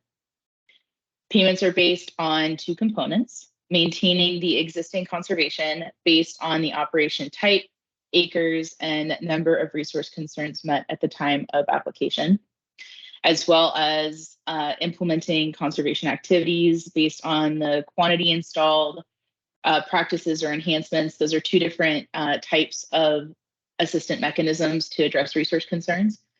And they all have to be installed to the NRCS standards or enhancement requirements. Every year, the minimum payment, regardless of acreage or conservation activities done, is $1,500, which is one of the reasons why it may be particularly helpful to smaller acreage clients. Now we'll get into a handful of USDA grants. These are just going to be a snippet of what we have available. We'll be putting in a link to another tool to help you navigate grants or other USDA financial and technical assistance opportunities at the end of my presentation. The first one is the Composting and Food Waste Reduction Cooperative Agreement. The Composting and Food Waste Reduction Cooperative Agreement assists local and municipal governments with projects that develop and test strategies for planning and implementing municipal compost plans and food waste reduction plans. Implementation activities will increase access to compost for agricultural producers, improve soil quality, and encourage innovative, scalable waste management plans that reduce and divert food waste from landfills. They're funded through the Office of Urban Agriculture and Innovative Production, which is a sister agency to NRCS. We're both under USDA. The Office of Urban Agriculture looks for projects that increase agricultural producers' access to compost, improve soil quality, encourage innovative, scalable waste management plans, and reduce food waste and completely divert any food waste that does happen from landfills. The program also supports projects that reduce reliance on and limit the use of fertilizer, encourage permaculture, business development, and increase rainwater infiltration. These cooperative agreements are a pilot project created in the same section of the 2018 Farm Bill that created the Office of Urban Agriculture and Innovative Production. The Office of Urban Ag is a pretty new agency to the USDA. This statute restricts eligible entities to local and municipal governments and also requires a minimum of 25% matching funds for the grant requested amount. In fiscal year 2021, this program gave awards ranging from $45,000 to $90,000. For fiscal year 22, the funding ceiling was moved up to $300,000 in an effort to support larger scale implementation across municipalities. The FY22 applications closed this month, but keep your eye out for fiscal year 23. This is a program that will continue hopefully for a long time.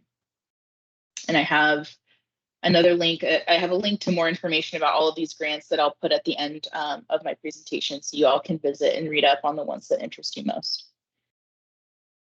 Another grant also from the Office of Urban Agriculture and Innovative Production is the Urban Agriculture and Innovative Production Competitive Grants. The competitive grants initiate or expand on efforts of farmers, gardeners, citizens, government officials, schools, and other stakeholders in urban areas and suburbs. Projects can target areas of food access, education, business and startup costs for new farmers, and development of policies related to zoning and other needs of urban production. Urban agriculture and innovative production competitive grants are available to nonprofit organizations, local government entities, tribal governments, and schools that serve K through 12 students. Both opportunities support projects that promote urban, indoor, and innovative agricultural practices and address issues of food access, education, business, and startup costs. There are two types, planning and implementation, and depending on which type of grant your project best fits, it will inform the funding floor and ceiling that you can request.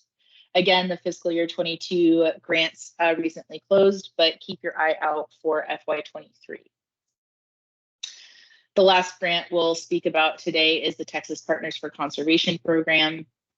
Every year, NRCS Texas has the Texas Partners for Conservation program, which is designed to leverage NRCS resources, address local natural resource issues, encourage collaboration, and develop state and community level conservation leadership.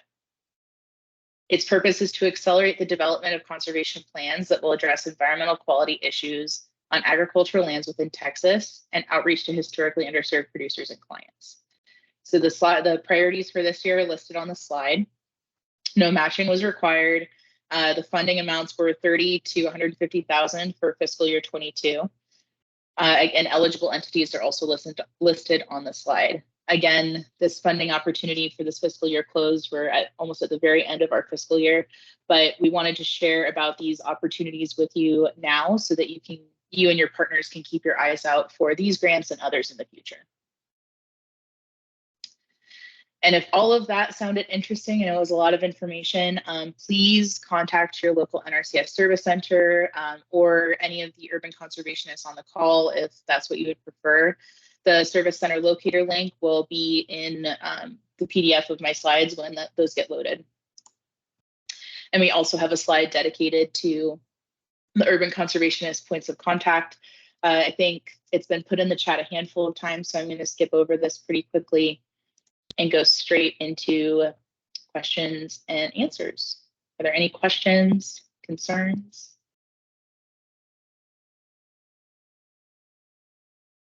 And this could be for either FSA. Stefan, are you still here? Maybe not. Maybe Kelly, you could answer any questions that come up for farms. Yes, ma'am. Okay, thank you. Yeah, this could be for either of the presentations. Let's see, we do have a question in the chat. It was answered, but let me read it. I would like to read it aloud for those on the phone. Are the FSA programs you described exclusively for underserved audiences?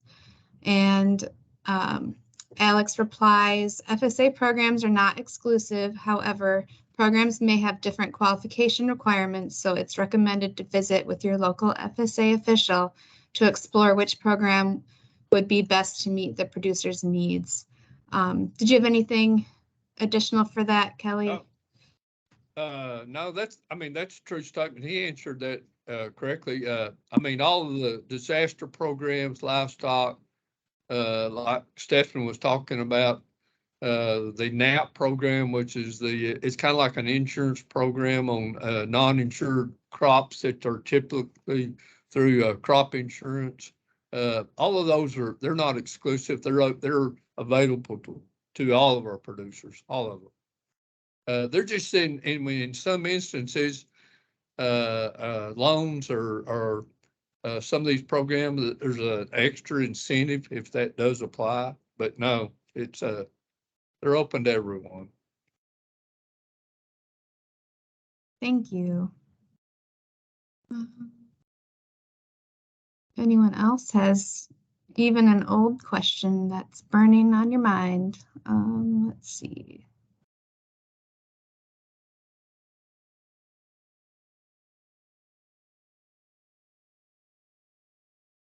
Is that something, Brian, that you wanted to talk offline about? Can you guys hear me? Yes. Yes, sir. I can hear you.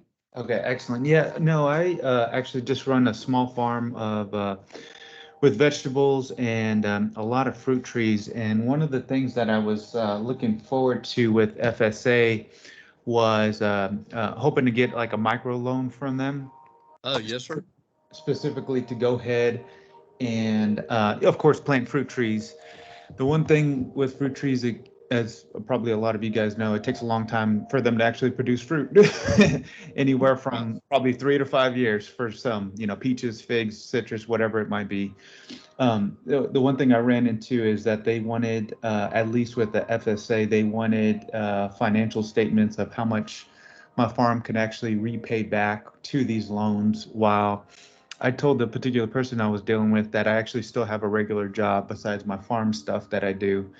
And in all, she said, since my particular operation, and we do vegetables as well, doesn't seem to make enough money to go ahead and apply for a FSA loan.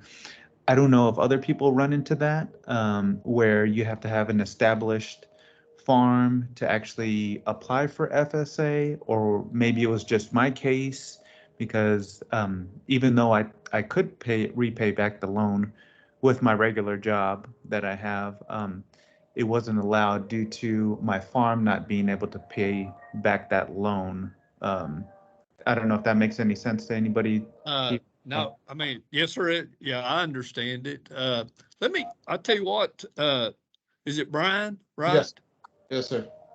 Let me get your, phone number and, I will have, our, Farm Loan Division at our state office there in College Station call and visit with you. Would that be okay? Yeah, that would be wonderful. Okay. It's, Brian, it's Bear County Farms, right? Little I mean, Bear Bear- Farm. Yeah, Little Bear Farm. And do you need my phone number or email or anything like that? Let me have your, telephone number, Okay. if you don't Do you want- mind. Yeah. Do you want to message that to me, Brian, or just didn't? Let's see. I mean, to tell you the Yeah, I truth. hate to hold up everybody, Sorry about that, guys. No worries. I just All didn't know right. if you wanted us all to have your number or not. That's I what we're put it here in the for. That's chat. what we're here for.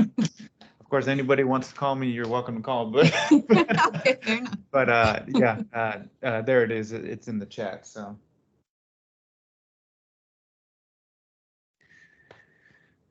Good deal. Thank you. thank you, guys. Appreciate it.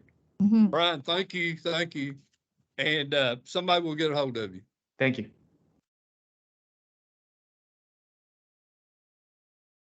Yep, that's what we're here for too. Any experiences you've had or need follow up on, let us know. Okay, let's see. And actually, if it's okay with everyone, we could take a quick 5-minute break, come back, and then we have our partners up for their presentations. So with that, let's just come back at 10:40 and we'll be ready to go.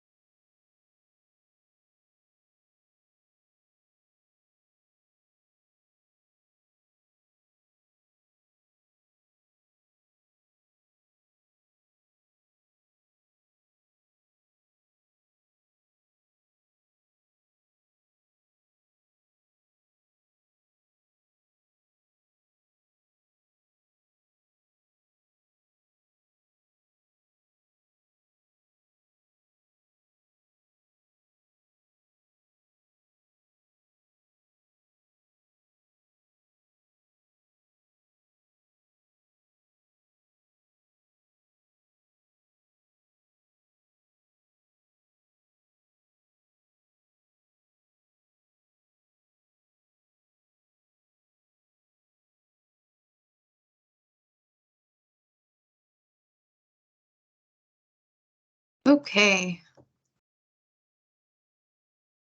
Hopefully that gave folks enough time.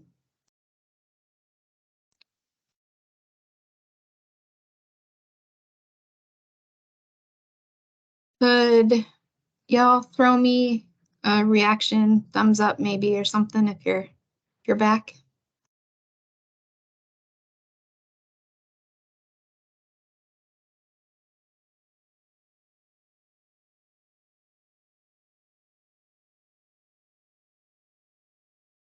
Thank you. Good deal.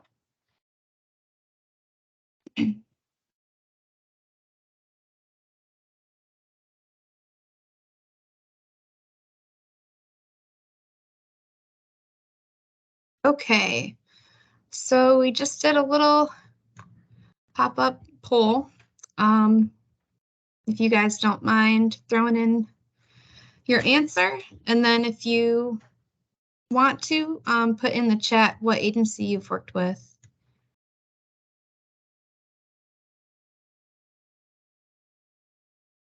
Just so everyone knows, responses are anonymous. That way, if you don't want to be recognized, you don't have to put anything in the chat.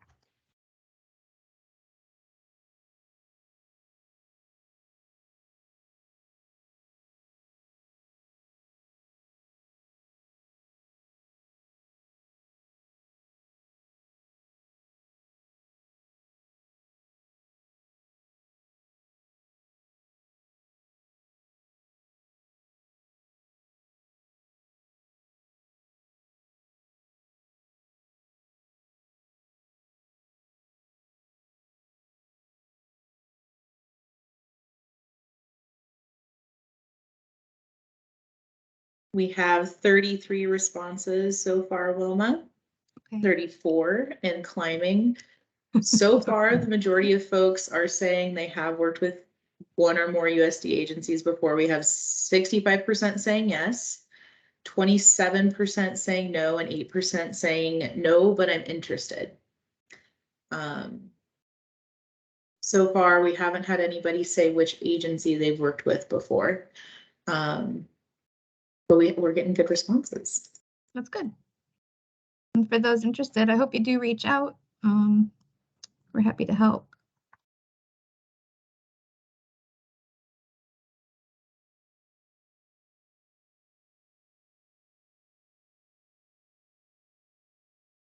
Okay.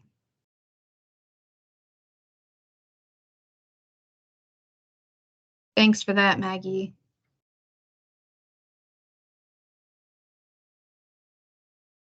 Alrighty. So up next, we have Jeff Raska, Project Specialist with the Dallas County, Texas A&M AgriLife Extension Service. Hi, Jeff. Hey, how you doing, Wilma? Good. How are you? Doing great, thank you. Thanks for putting us on, being able to share a little bit today. A lot of these people on here I know we've worked with, so we're just seeing some old friends and meeting a bunch of new friends, hopefully. But what I want to do today is I want to share a little bit about some ag programs going into that's already happening in Dallas County. And let me get this up. Let me get the PowerPoint up. Can y'all see it? No.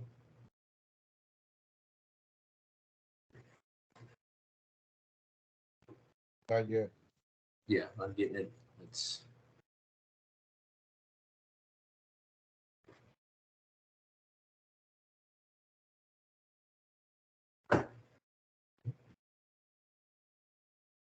okay. Can y'all see it?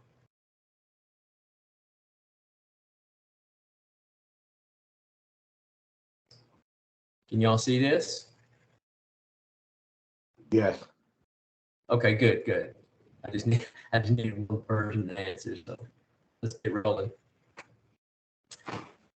Now, my name is Jeff Raska. I am with Texas A&M University, and I'm with AgriLife Extension. I'm actually the Dallas County horticulturist. I'm your urban horticulturist in Dallas County, assigned to A&M to support the horticultural program. And you saw one of my colleagues, Dr. Masani, a little earlier talking about his research at our Port Road Research Center. I am actually over the County Research Center, which is a separate entity, but we're the education entity, and Dr. Masabni is a research entity. So we're kind of we're on the same team. We did the same thing. We share things together, but we've got a whole different facility here. This is the orchard vineyard we have called Urban County Farm. And I'm going to talk about the farm a little bit, then I'll talk about our coalition partnerships and what we're actually doing in Dallas County, getting food to hungry people.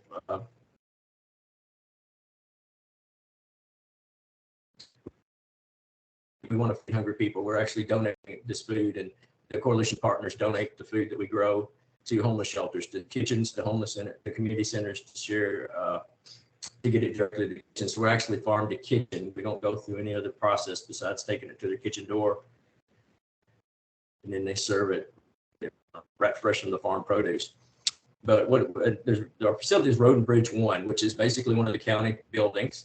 It's 12-acre site, and we got, once redistricting came in 2016, it used to be the old garage. So it had, District 1 had some roads and bridges to maintain, so they had a garage with all the big heavy equipment. Well, it got abandoned when it was redistricted, and Commissioner Dr. Teresa Daniel took over, and it was just a big 12-acre site. So she came with us at AgriLife. She said, if I give you the 12 acres, you want to develop the site. And she redid it, and now it's an urban. Now we have our education center, and I'm officed out of there. And that job was too. I was transferred from AgriLife to this to the center and build a center, design and build a center, which we did. And in 2017, we put on our EarthKind. EarthKind is our conservation program at A&M.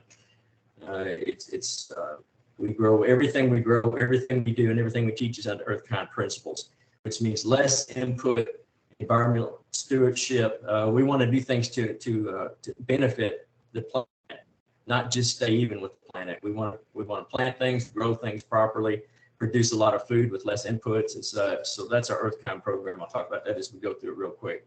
And I'm going to go through this pretty fast because I want to get through these slides really quickly on the time we've got. 2018, we put in our vineyard and orchard, where our EarthKind vineyard, which I'll show you in a minute. We'll talk about it. 2019, the farm was started. We have a research farm, and I'll talk about that and show you that. In 2020, we have a coalition formed where we actually had other entities come on board where we do our communal food distribution. So all the food goes into the center, to a central distribution, and it's distributed that way. Here's the building, 2017, left-hand side top, 2017. This is it, 2021. With this is actual demo gardens. We have 7 demo gardens up front of the building. This is the public access part of our property. It is not a public building per se. It is a county building, but it doesn't have tax offices and such. So it's basically a private county facility. And these are our demo gardens. What you see there is the school gardens, our school and community gardens. And this is where we teach. In summers, we'll have teachers out. Anybody wants to come start a community garden, we bring them out, hands-on practices, and you'll see all the practices. This is a raised bed setup. It's actually a true raised bed setup where it's got reciprocal movements in the soils themselves, whereas the farm is not. The bottom page is the actual farm. And the reason I've got that one picture there looking out from the farm is you see the tower. This property could not be sold, and this is what the property used to look like. It had all these cars derelict that they repoed from the county. They threw them on here, but they couldn't sell the property because this is the main communication center for the east of the tri-county system. So this property had to be held within county hands. So we got a wonderful opportunity. I just really, was lucky to get this opportunity. 2017, you're looking out for it. 2022, here's the new farm. Here's the farm we put in. This is a contained farm system. It is sitting on concrete. It is a true contained system. And it's allowing us to grow. What we teach off of this is not only this type of food production, but also this is practical for some parking lots. Soil mitigations that cannot happen in certain lots because of severe contamination. We can grow on top, and we can manage that a different way. So all the research, everything we're doing here is out of just a contained system. So you'll see what we got here. We just put these in the spring, these new front beds in the spring. We were growing on that back platform. So what we do in urban, and what we're researching right now, and what looking at right now is we're looking at square foot production. How many, not the square foot gardening necessarily, but how much food can we grow in a square foot? So we can practically, practically make this to our local growers that want to come in and figure out, well, I've got this much square footage to grow in a small third of an acre, half an acre backyard, whatever. How much can I grow in this small lot? So we're researching this, and this is where our pure data is coming out. So what we can grow in each square foot. So you see it's some drip systems, mulches, the practicality of just earth kind management or just stewardship management that we all teach. We all teach compost, mulch, drip irrigation, practical fertilizations. And what we do in this beds also, as we can in a raised bed system, is we don't waste water. We don't waste water. We don't waste fertilization. We fertilize directly to plants. And we water directly to plants, and it's just a more efficient system. Plus, the mulch in the pathways do multiple things for us. One, it cools down the asphalt. Number two, you'll see all of our systems when we look at the other parts of the program. This is just the same picture. It's just showing it from a different angle. It's showing, this is before we put the mulch down. What it also does is it helps keep store insects at bay. So a lot of our insects that attack our plants, our vegetable plants and our fruiting plants, are in the weeds and natives that are there already that come in when we put the plants in and come attack our plants. So we keep that at bay to a point. We keep it at a point. The high tunnel, these are low tunnel systems. You've seen high tunnel systems in the pictures previously. These are low tunnel systems on a raised bed. And what they allow us to do is they allow us to cover, plant in January, end of January, 1st of February for tomatoes, get them in the ground, get that first spring crop out before we get the spider mites, before we get the major issues in summer. So we don't never spray tomatoes with anything. We don't spray our tomatoes. We're on a fertilization schedule. We water and make sure the soil's kept moist. And that's basically it to produce our tomatoes out here. And we produce mainly tomatoes, and I'll show you why. Tomatoes, peppers, onions, things like that. I'll show you one in a second. This is the front demo beds I showed you before. It's just a front demonstration garden. It's a public space and it's grown in now. It's like a jungle. It's done really, really well. We grow about a ton of food up front here. About 3/4. And it goes all is donated to some of our partners, to some of our food kitchens. This is a county farm looking back from the other end, looking back at the low tunnel systems covered in winter. You'll see the propagation barn. All of our propagation happens in a black barn, just under light. You go inside, you see the barn. You see that little building on the right-hand side. It's got 2-foot thick walls. It was a dynamite shed for the county. So they kept all the dynamite in that facility when they did the old road and bridges, because this was built in 52 and they used to blast for that. So interesting if that was the old shed still in place. We use it as a tool shed, so it worked out great for us, but it's kind of cool. Hey, But Jeff. Yes. Sorry, you're cutting in and out a bit. Can you try turning off your camera and see if that helps? Absolutely. Thank you. Yeah.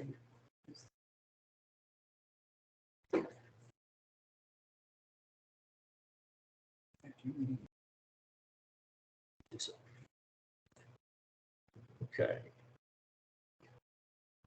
There you go. Okay.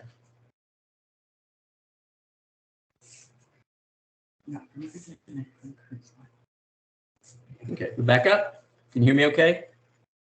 Yes, much better. Okay, good. Okay, so we'll keep rolling. But this just shows the beds and shows the different types of beds. These are, like I said, those are in ground beds and such. Master gardeners are all we have is the extension as part of our life. Our Dallas County, we have 26 projects. 5 projects are directly related to food for donation. So I got 5 projects we do that we donate food. This is, of course, the bigger project with the farm, but I'll show you. I'll talk about the others in just a second. But on the left is Lisa and Mary Claire, our two farm managers. They help with, they do all the propagation. They take care of all the daily operations for us. You know, just amazing team, amazing team. I can't tell them apart, so I have to put their names on the shirts to make sure I call them. On the right-hand side is Jen. She's over our apiary, and I'll talk about apiary in a second today. Questions, and this is the system in growth. We'll go through that pretty quickly.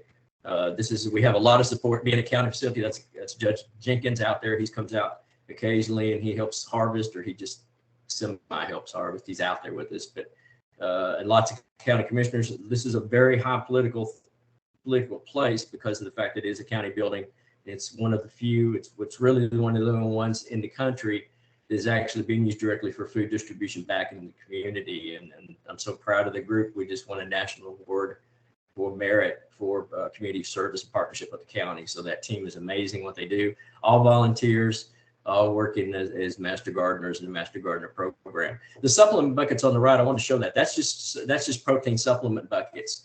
We went to the dump, got about 200 of them, put them out in line, and we grow very well in line as in line. Just the whole thing, the whole practical approach to this garden is not just growing and distributing food and feeding hungry. That's number one priority, but we're going to teach.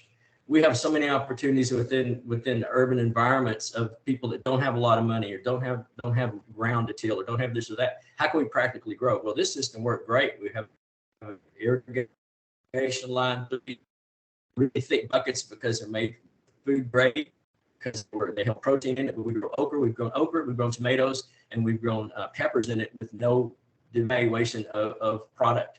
So we measure every plant's numbered, every plant measures how much it produces. So we look at pounds per plant, and it's no loss of pounds per plant grown in this bucket that it is in ground or our raised contained system. So it works really, really well. Dumps are full of these. It's recycling. It's stewardship of the earth. Let's put these products back into practical application if we can. You could make a whole garden, and you saw earlier in a slide that was presented where they were doing grow bags and stuff like that. This is just a different type of grow bag system that you can grow and you can get for free. Generally at the dumps, they got tons of them, or you can local cattle ranchers. You go to them, you say, you have them stockpiled, can we use them? Inline them, put 500 out there in a small lot, and you can grow a lot of food out of this, produce a lot of food with it. Community support, we're part of our community. We're people, communities involved, and basically you see some entities with a couple of our partnership entities that came out in Harvest Days, and this is Marcus right here, by the way. So he was on earlier, but we had this is Heroes for Mark Cuban Heroes and such. We have a lot of people come out. We have visits about weekly, sometimes multiple visits to come out to the farm, not only to teach, but to have kids come out or have adults come out to show. This is when we did we actually expanded the farm, did a community outreach, just said we're going to farm people, we call it the big dig, and amazing the support. See the system here. This is what they are. Very simple systems of raised beds. They're 18 inches tall. This is a composed. This is a mixture of sandy loam mixture to get to. We don't use just mulch and compost in there. We use a loam to base it, so it's got the stickiness and minerals of the loam, so I don't have to fertilize as much as far as using outside fertilizers to get the minerals inside, because the loam carries it. And you'll just see the amazing outreach when people want to help. People do want to help. People do want to grow food. And that's why we connect these kind of partners with our growers, with our local producers. They need this help. Our people need help. And I've worked with so many producers, small producers that want to start a garden or have one already, or have a community garden, or have a little farm, in their backyard. And they're trying to grow some things. And the biggest thing is, I need help. I need this, that. I need labor and stuff. So there's opportunities here, different opportunities to make it work. Here's just some research totals of what we do. We grow about little over 3 tons out of our platform, and our platform is 1,800 square foot. Now it's up to 3,000 square foot. So, and we grew last year, we grew about 3.5 pounds. This last year was 3.5 pounds per square foot. So we're raising the total as the beds mature. The one thing about using the contained system with that kind of soil is you're going to have to let them mature. You're going to have to cover crop them for the first season with something, peas, beans. We're using peas and beans because we can actually harvest a little of that out, but it doesn't come off as just a gangbusters like you do in the soil. When you plant in the soil, you've got all the beautiful minerals and microbes and everything set up in the soil, and all your myceliums in the soil, where you don't have it in the beds when you're just starting out with there. So you do have a seasonal, one seasonal curve to make it work. We need to see some research here on basically research for doing this. We do the research for one reason. One reason is we translate this into local producers. So if somebody comes to me and says, how many plants do I need to produce a pound of produce in harvest season of tomatoes? I can tell you, it takes us 1 plant to produce 1 pound of tomatoes per week per harvest season. So we know exactly what it takes us to produce for harvest. We know how much it costs. And again, this the caveat to this whole thing is this would be a system for a small grower that doesn't have labor, because this is the labor factors don't cost. We can't factor labor into this because all the labor is volunteer. So it's not factored in. So this is basically for the smallest producers that we want to work with. That's who a lot of you guys are. That's who we're trying to work with and trying to support and help. This is research right here. This is Dr. Masabni, who Dr. Joe was on earlier talking about his research. We research plants for him. So that's a research trial we just finished for him. We research different things, varietal trials, heirloom to you know, a lot of this all goes in my lectures. So it's heirloom to hybrid trials and what we're getting, trials, organic and synthetic. You know, we'll see the different kinds of blends we're using here. Everything else that's grown outside of the trials grown organically. We use organic fertilizers, blood meal, and we use the natural organic fertilizers to grow the food. The only synthetics we actually use are going to be just the trial synthetics, because I have to teach synthetic applications and such also as part of A&M's, you know, our education series. So I have to teach all that what it is. But varietal trials are important.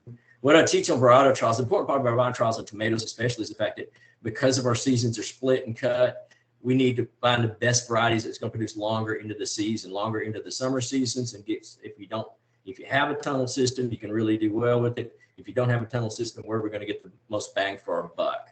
And I'm trying to get our, you know, people that are just supplementing their income, and people that are trying to make a living with farming, you know, you got to get your bang for your buck on this with your input and your lessen your inputs and such. Partnerships, a lot of partnerships. This is what we got to do, and this is who we're working with for community gardens, for small producers. You just see a few of them. I'm not going to name them all, but Dallas County Health and Human Services, they're actually doing grant systems now for community gardens. We're giving $3,000 to community gardens. We've got 15 already out. We're partnering with them, and we just met with another person yesterday. Or I met with another person the day before yesterday, just to look at these processes. So we got a program coming up. If you look at Dallas County Health and Human Services, we got education series coming up, talking about fruit, because we have an orchard, fruit, vegetables. I teach poultry, I teach chicken production and eggs, things like that. We have a series coming up, so educate us and coming off of this. But you'll just see different partners in the world.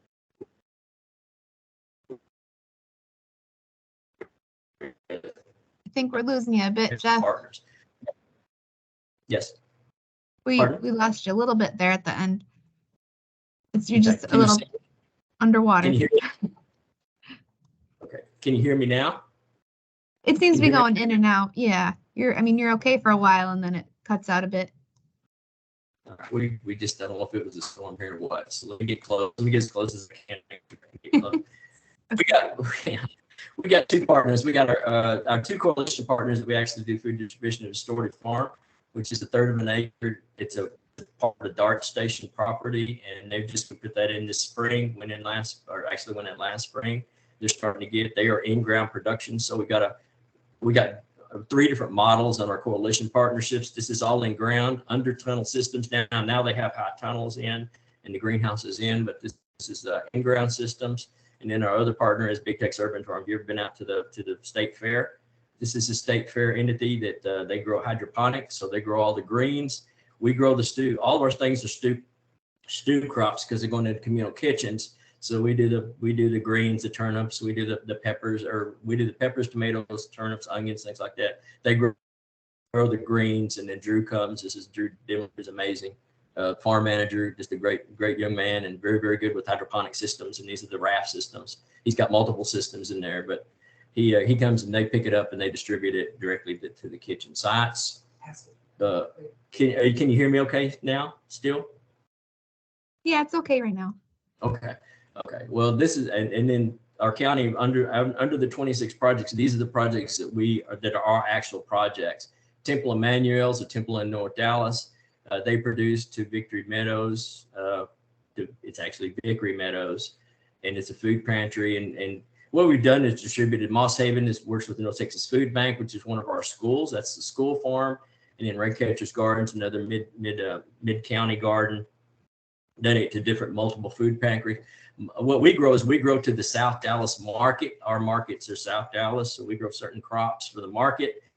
And you gotta regionalize and grow what the people want. If you're gonna serve a public, if you're gonna donate or sell to public, you're gonna have to give what they want. You're gonna have to grow what they want. So Temple Emmanuel grows a whole different palette of vegetables than we grow. They're an immigration center. Basically, the Vickery Meadows is an immigration center that services Asian and African populations that immigrated over that have a whole different food palette than our South Dallas palette does or our Hispanic palette does. That we do the West Dallas and East Dallas marketing. So we have a whole different setups on what we grow. So we don't grow the same thing. We grow to the market and we let the market dictate what we grow to. Very important in what we do and how you're going to make money. This is a vineyard. We have this research vineyard. It's called, this is our Earth Kind Grape Trial. This is a vineyard. We got 80 grapes in the vineyard. We have our protocol and trial is no input whatsoever. It was put in 4 years ago. After it established, we have not watered it but one time in 4 years. Established, we do not water it, fertilize. Vineyard is actually built on a real deep ridge and furrow system. So it's a medieval system, but it's got really deep ridges, and that's how we make the water table hold, and it's filled with malt, so it holds in there. But also the grape varieties we choose or don't take a whole lot of water and do really, really well. Great. You'll see, and this is diversity. We teach diversity as part of for a small grower to understand that vegetables are fine. We want to grow vegetables. We need them in the market. But if you really want to make some money to help support the vegetables, you're going to have to diversify your product. You're going to have to diversify what you grow. This vineyard, we make jelly, we make wine, and we can't sell the wine. We just make wine for research. And I say that with throwing that out, chunk and cheap because most growers drink it all up. But it makes the whole product, the whole reason we make the wine, the reason why we make the jellies, sell jellies to support the farm. We make good money off the jelly. That's a pretty good money maker. But it's quality. You know, there's no inputs in this. Think about product with no inputs whatsoever. Growing grapes, no input whatsoever, no fertilization cost, no supplemental water cost. We've only watered once, 4 years since it's been. We've watered 23rd. It was the only time because we were in that.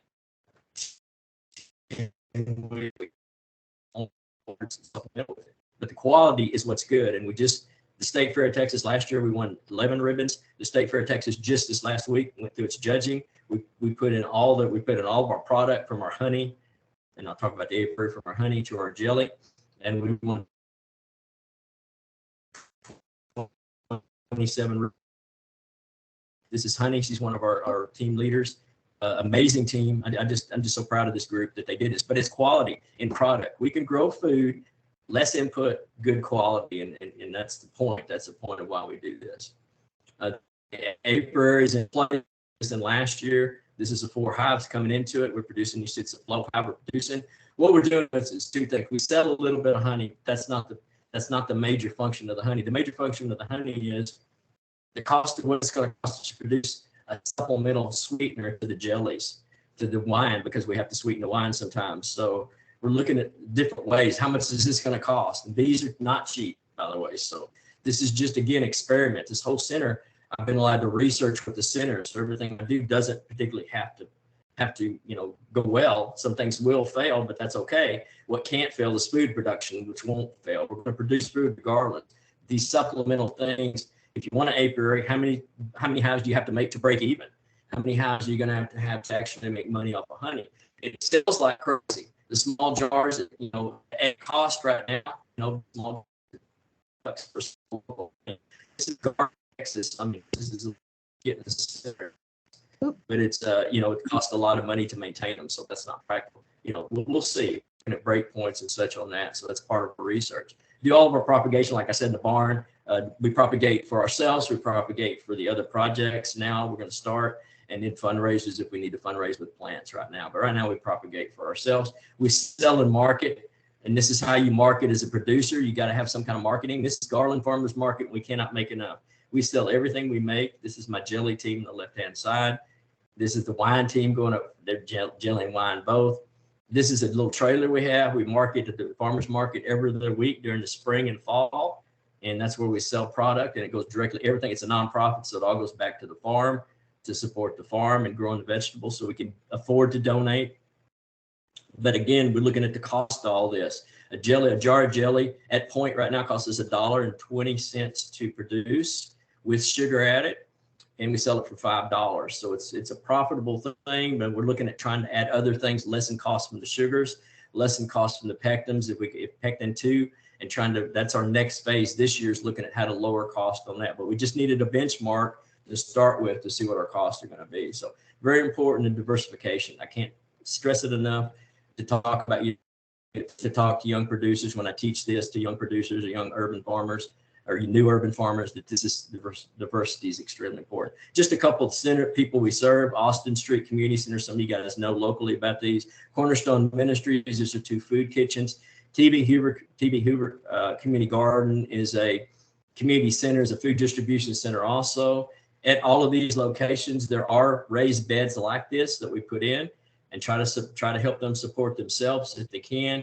Some work, some don't work. Just depends on the center itself.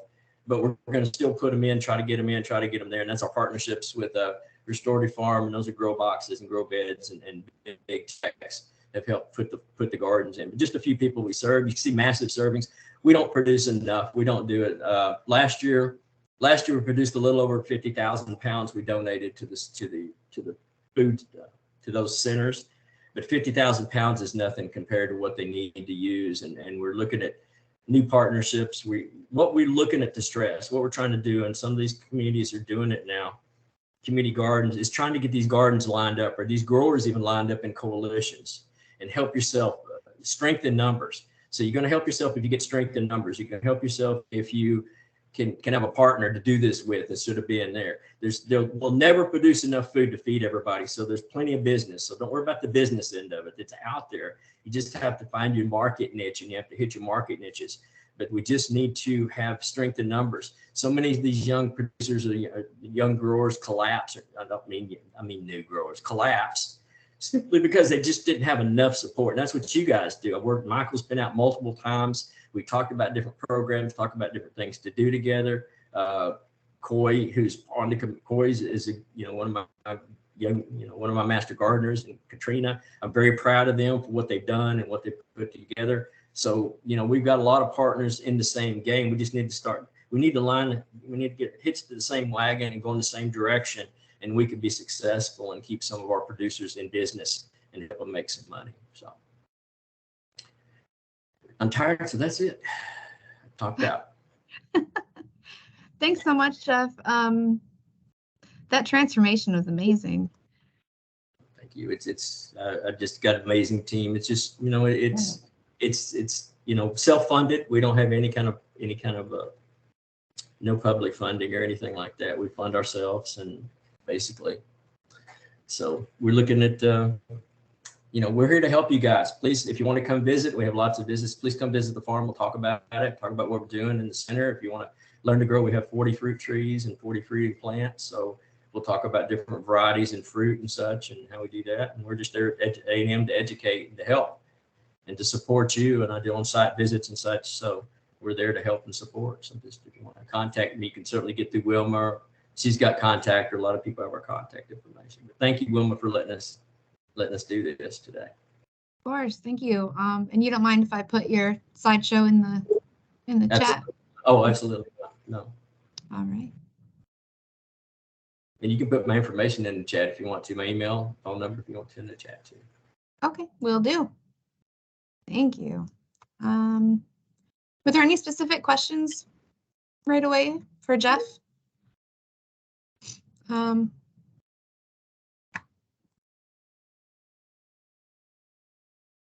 One question on your raised beds. What materials do you use to build those out of? The front raised beds are cedar, because it's a model. The back raised beds are just treated materials, just treated wood, treated pines, and it doesn't it sits on asphalt, so it has we don't know how long the life is going to be on treated on asphalt than it would be on soil, because soil will disintegrate it quicker.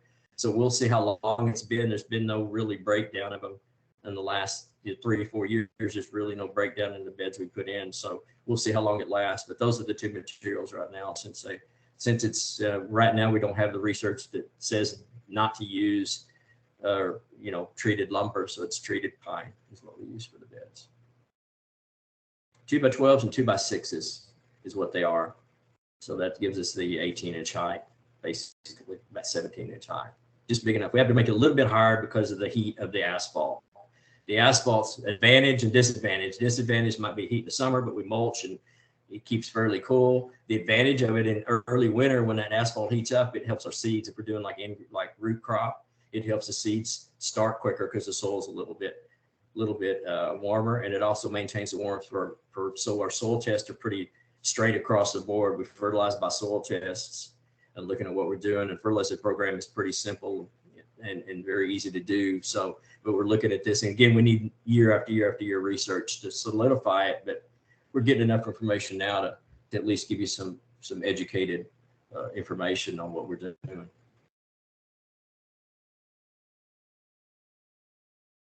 You could use anything. If you could find any old, I always tell people to go to some of these centers like Tractor Supply and go ask them go see if they've got any of their troughs rotted, with the bottoms holes in them and stuff. Go to different entities to find these things we know we can grow in and use that if you need to, because most of the people I work with, I've worked with over the years, and all these years have been, just didn't have money for anything. Schools, churches, communities trying to start with hardly anything. So there's so many, you just have to, it's limited your imagination how you can build these gardens. It doesn't have to be specifically one material other. It just can't be anything that's going to leach anything obviously into the soil, which we know that, but there's so many things out there that you can go find and go get and recycle. I want you to recycle things if you can. Recycle all this stuff, and let's start getting the stuff out of dumps and start getting the stuff reused again. I do have another question here for you, Jeff. How do you control insects in your gardens? Insect controls the regular demo gardens, and don't worry about them. Insects are part of the game. We don't really have any issues with the grapes. The grapes are pretty insect. They get hoppers, but we have pierce resistant. It's varieties basically that help with that, because we have pierce disease resistant rootstocks and varieties that we're using the grapes, so we're not worried about diseases in the grapes as much. What we do is growing what we grow, because we don't grow a lot of green leaf stuff. We don't have a lot of issues with anything that's matures or the suckers necessarily. If we can get our tomatoes in February and get that first harvest out by early summer, then summer's when the spider mites and things might come into it. We pull that crop and put the fresh crop in and start over again. So we kind of miss the windows. What we do is we outrun the insects. I don't spray tomatoes. I've never sprayed tomatoes with anything. So we don't spray tomatoes or peppers with anything. We did grow greens at one time, collards and mustards, that we did have to use some insecticidal soaps on to help with aphids, which you're going to get aphids and stuff. But basically, if I get a fruit set, if I get a tomato plant set with enough fruit, if I can get 4 stacks, 4 scaffolds of fruit on my tomato plant, I know I can get 10 to 15 pounds off that plant, knowing I've got a good variety I've planted. Then the insects aren't going to be an issue necessarily with the tomatoes that are already there. So we'll finish out tomatoes.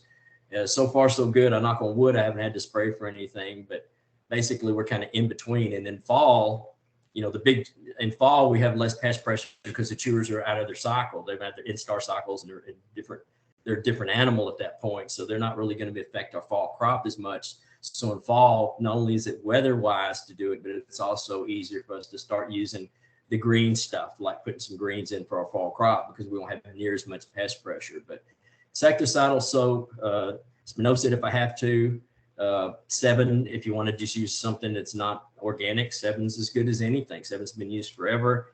And application to plants, and it's plant to plant. In this kind of growing things, we don't really we go plant to plant, and very little amounts we're going to put on there, because we really do control the environment.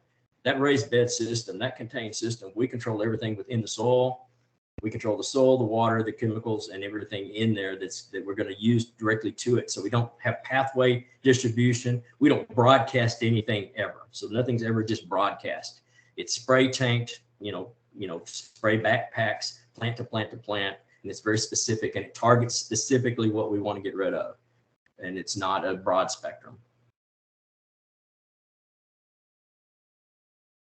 All right.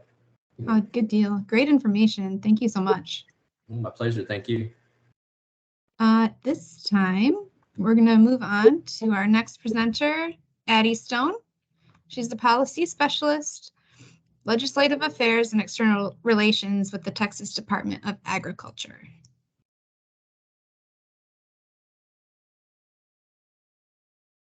Hello, can you hear me?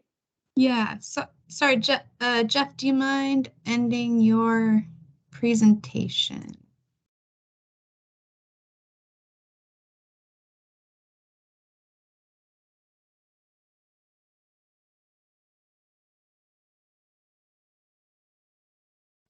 That should Thank you, be sir. okay. That's it. All right, try again. Eddie, did you? Okay. Yes. Yes, just 1 second. I wasn't sure if I was pulling it up or if you were, but I will do that very quickly. Okay, I can if you can't. Yeah, it should take like 10 seconds. No worries.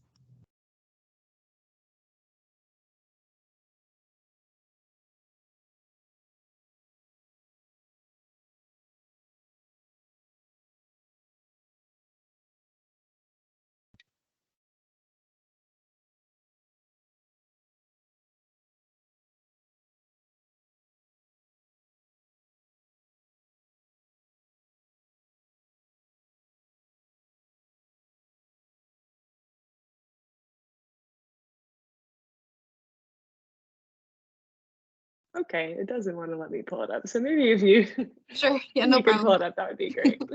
Yep, I got it right here.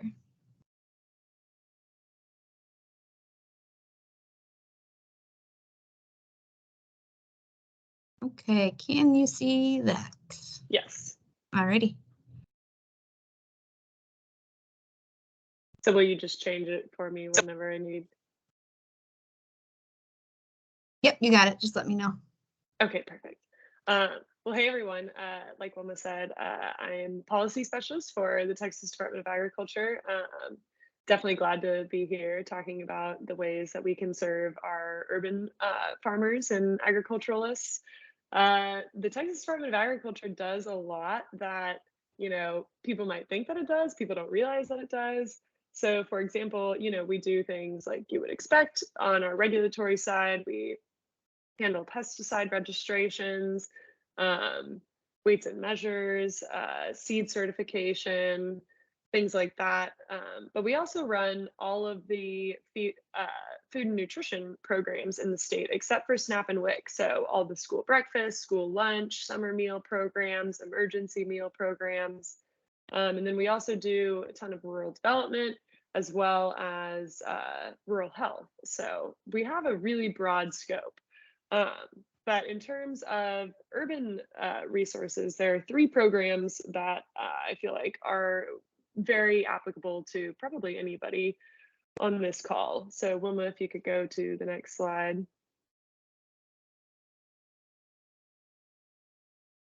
So those 3 programs that I'm going to talk about are our Young Farmer Grant, our Farm Fresh Network, and then our Go Texan program. So next slide.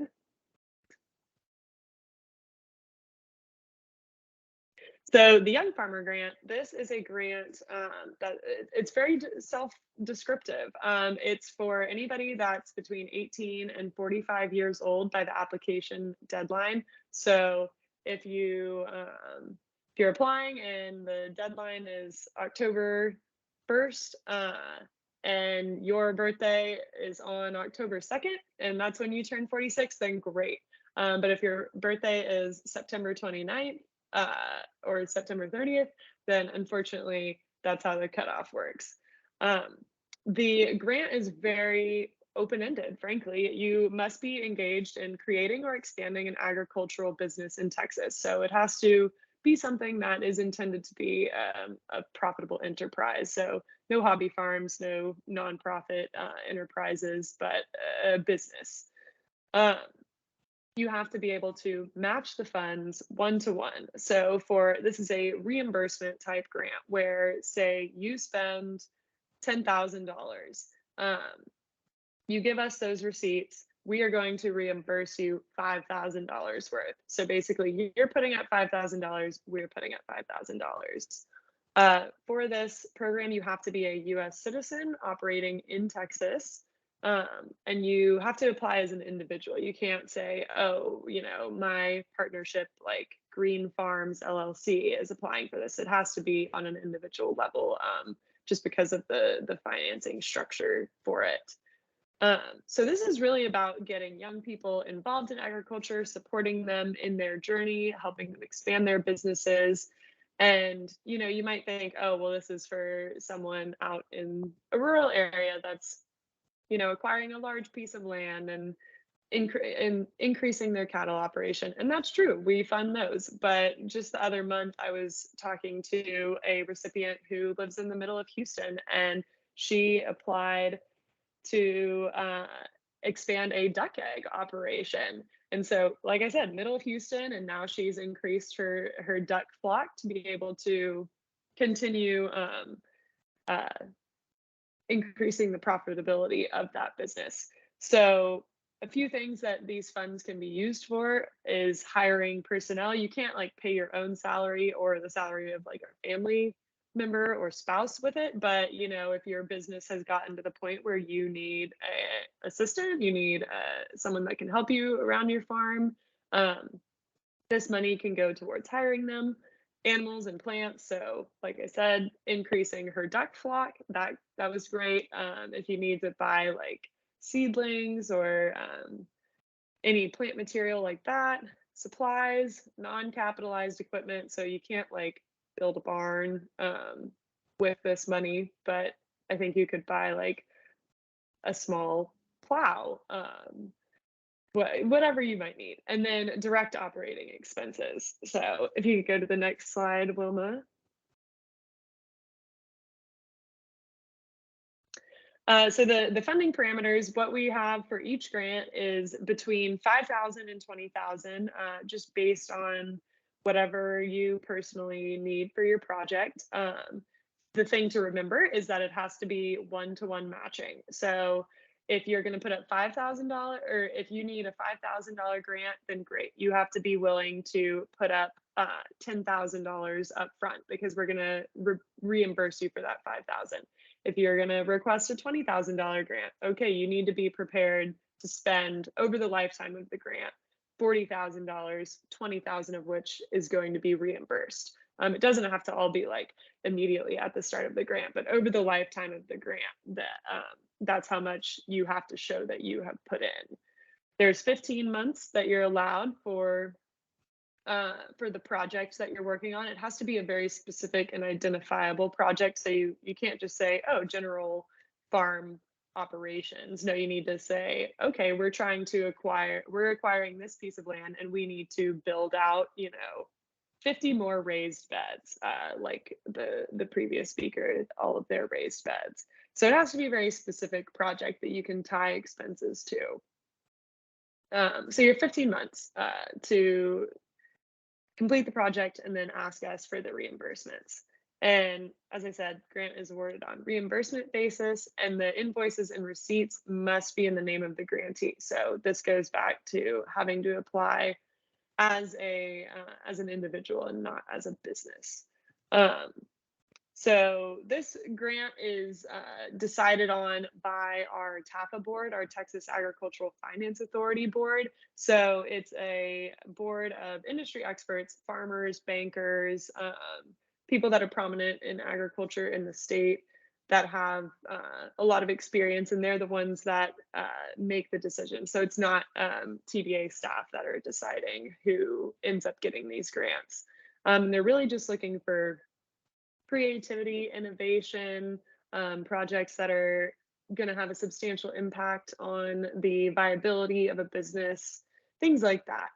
The grants, they're open twice a year. So the spring set has already closed, but the fall grant set should open in late September or early October. So this is actually a great time to start thinking about, are you eligible? Do you want to apply?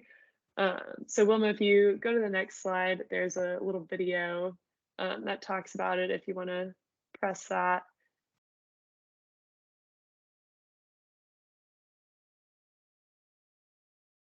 should be able to just press play on the video, but no. Oh, weird. Guess not. Okay. Darn, no. man, I had great little videos for everything. Maybe, let's see.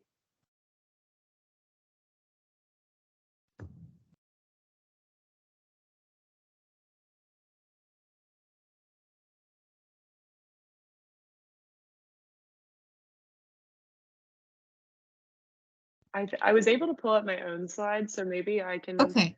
share now and try it that way. Okay, I was we'll try excited that. about the videos.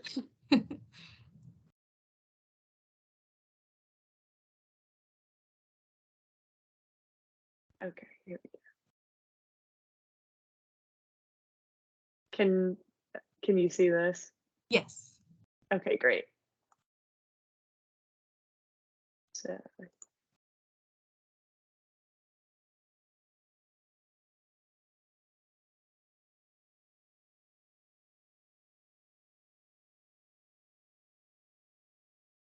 Yay. Okay. yay. Oh, internet. I have internet. Oh no. That's rude. Okay. Okay. I'll just continue on. Anyways, you can look up Young Farmer Grant on YouTube, and see it there.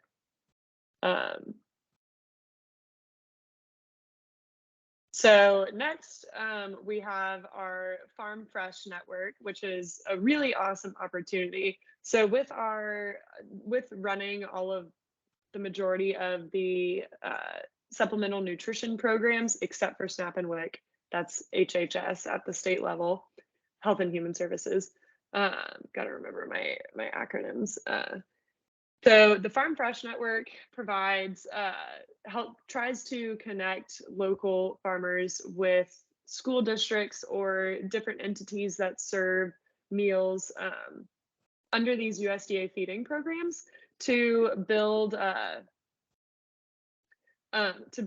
network of locally produced food in schools. We really want to cultivate that community, cultivate the knowledge of Texas agriculture and the appreciation of Texas agriculture and agricultural products. So this Farm Fresh Network, it's open to really any producer that believes that they have enough resources to provide for the needs of a contracting entity. So some of the benefits of joining this network are new market opportunities for your business, consistency and reliability of the school food market. So you know exactly how much they're ordering, you know exactly what they want, an opportunity to build community partnerships and agricultural awareness in the community. It's a great way to get the word out there about your product. Schools are very excited about this. A lot are very enthusiastic participants, and are very willing to, when they're serving your food, say, oh, this came from, Green Acres Farm right down the road. So that's really exciting to students and gets them much more engaged with the school meal program, which is great on our end because we really want to encourage participation in that program. And joining this network, it's completely free to any farm, ranch, agricultural operation. So ideal candidate, you might think, no, I don't have enough land, I don't have enough product to be able to provide for a whole school, but anyone is able to sign up for this program. We have a great team that handles it and can really help walk you through how to get your foot in the door. Maybe that's with just providing like a week of local foods that are featured, or a taste test, or meeting the farmer. You definitely don't have to be a large scale operator to participate. And each school needs different things. So you never know what the school in your area might want to use. Oh, sorry. So there are, being a USDA feeding program, there are specific requirements, and that leads to schools and other contracting entities being interested in specific products typically. So milk, because that's required in breakfast and lunch, I believe, for almost all of the USDA feeding programs. That's very popular. Meat and meat alternatives, fruits, vegetables, and grains. So if you have a product where you're like, I grow this, maybe a school wouldn't be interested in it, just reach out to us. They might be. But those are the ones that they are looking for most often. Maybe this video will work. This is, no, okay. I know, they were so good. But this is our Farm Fresh Network contact. And then if you're interested, you can visit farmfreshnetwork.org, which is one of our websites, to learn more about signing up and getting your products out there. It sounds like the speaker from before, it sounds like they've got a lot of distribution for theirs already, but if there's something similar to that, like that's the perfect candidate for something like Farm Fresh Network. Okay. And last but not least, we have our Go Texan program, which I would think that probably everybody that's on this call that is a small or urban producer would be eligible for and would greatly benefit from. So Go Texan program is a partnership-based program that seeks to market and increase the awareness of Texas agricultural products. The products have to be grown, produced, manufactured, or value added in Texas. So for a small urban farm, great. Like anything that you grow immediately would qualify. But also like the jams mentioned before, those would totally be eligible for Go Texan because they're produced from Texas agriculture. So some of the benefits that you get just as a regular Go Texan partner, you get to use the mark, this Go Texan logo, which is very widely recognized, not only in the state, but the country. And conveniently for all of us, Texas products are very popular around the world. We have a really big international marketing team at the Department of Ag. So this Texas logo really does go a long way in driving desirability and marketing opportunities. You get access to statewide events and retail buyer meetings to showcase and sell your products. So the state fair, which is coming up, that is one of our biggest Go Texan opportunities of the year. We host a giant pavilion there called the Go Texan Pavilion. And our different partners come in, they sample their products, they educate people about agriculture. It's really awesome opportunity. We have a substantial social media presence, so we're always featuring our Go Texan partners on those platforms. We offer free product photography. So like if you send us in one of your products, then we'll use it for like later giveaways or something and then send you back free professional photography for it. Potential inclusion in gift guides and different consumer outreach opportunities, network of other like-minded Texas businesses. So we've got this exclusive Facebook page exclusively for Go Texan partners where if you're looking for someone to collaborate with, you have a great idea, you want, or you have one product and you need something else to help make a whole new product. One thing, for example, we just had a Go Texan partner join that has a new, sort of a new vegetable that they're experimenting with. Obviously, it's been around for a long time. It's a vegetable, but not a common vegetable. And they're looking for a manufacturer to help them, prepare that for consumption. And that partner Facebook page is a great place to look into things like that. You also have access to advisors at the University of Texas San Antonio Small Business Development Center and to 11 regional outreach specialists at TDA that can help you find local opportunities to market your products and provide additional support for small businesses. So to be eligible, there's two options. There's a partner, which is the businesses that, as I said, grow, harvest, produce, manufacture, or value add goods. And then there's also an associate. So that's going to be more like chambers of commerce or associations that support the idea of Go Texan and want to be associated with it, but maybe don't produce like a physical good that can be included in the partner aspect of the program. But this program has been around since 1999. It's very well recognized, and currently we have over 2,000 partner and associate companies. So it's a very robust program, and a lot of other states look to us as like their example of how to do a local state marketing program. So the cost of Go Texan, it's the only thing that I have in here that has any sort of cost, is, I would say, very affordable for you know, most businesses relative to the benefits that you receive. Tier 1, which is all of the benefits that I mentioned on that first page about Go Texan, $100 for the year. This is because TDA is a cost recovery agency. So basically we can't provide services without covering the cost on our end, because we don't really receive any general revenue fund from the state government for these types of programs. Tier 2, 500. So that's going to get you all those benefits, as well as early access to events and some more tailored marketing. Tier 3, prominent listing in our digital publications, company logo on the page, and then champion, which is things like SpaceX or Capital Farm Credit, who really just, you know, want to show their support for this program. They're going to have like really big logos in places.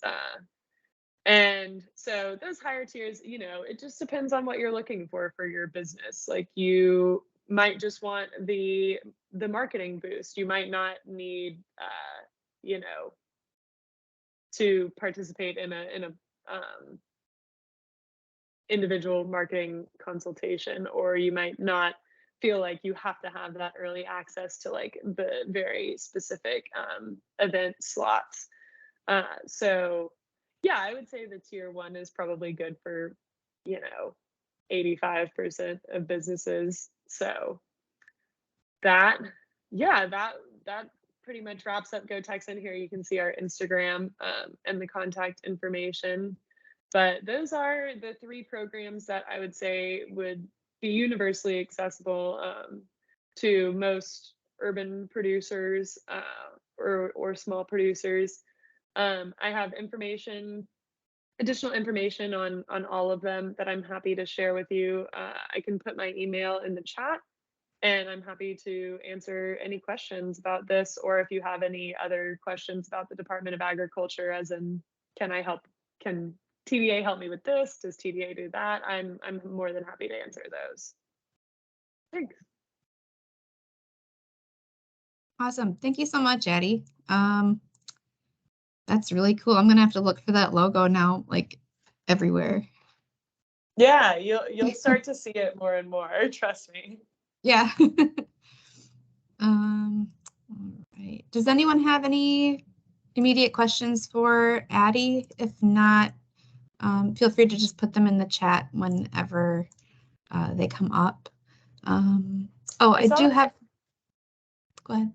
Oh, I was just gonna say, I saw that Catherine had one question about process to provide feedback about Young Farmer Grant to the TAFA board. I am not exactly sure what the official process is, but like I said, I'll put my email, and I can, if you send me an email about that, I can definitely figure out what the official process for feedback is. Awesome. Thank you. All right. If there is nothing else right now,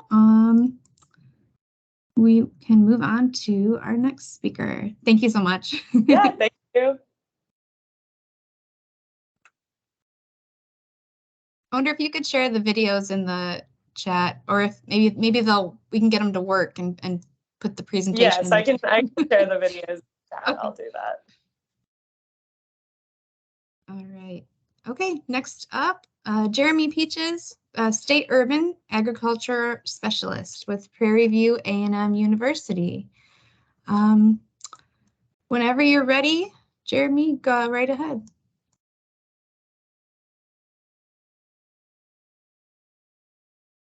Yes, ma'am. Thank you. I appreciate you. Let me look up my PowerPoint.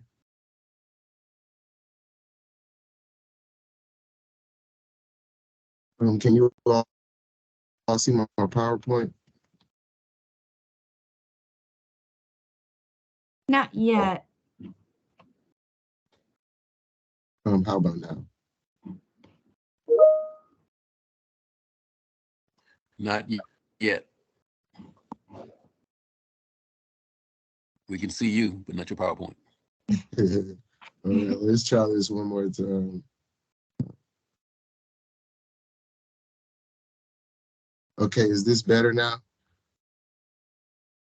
I think it's coming. The screen changed, but it's not there yet. There it goes. There we go. All right. It's technology and moving slow, but I appreciate you all. I've had an awesome time, here in this forum today.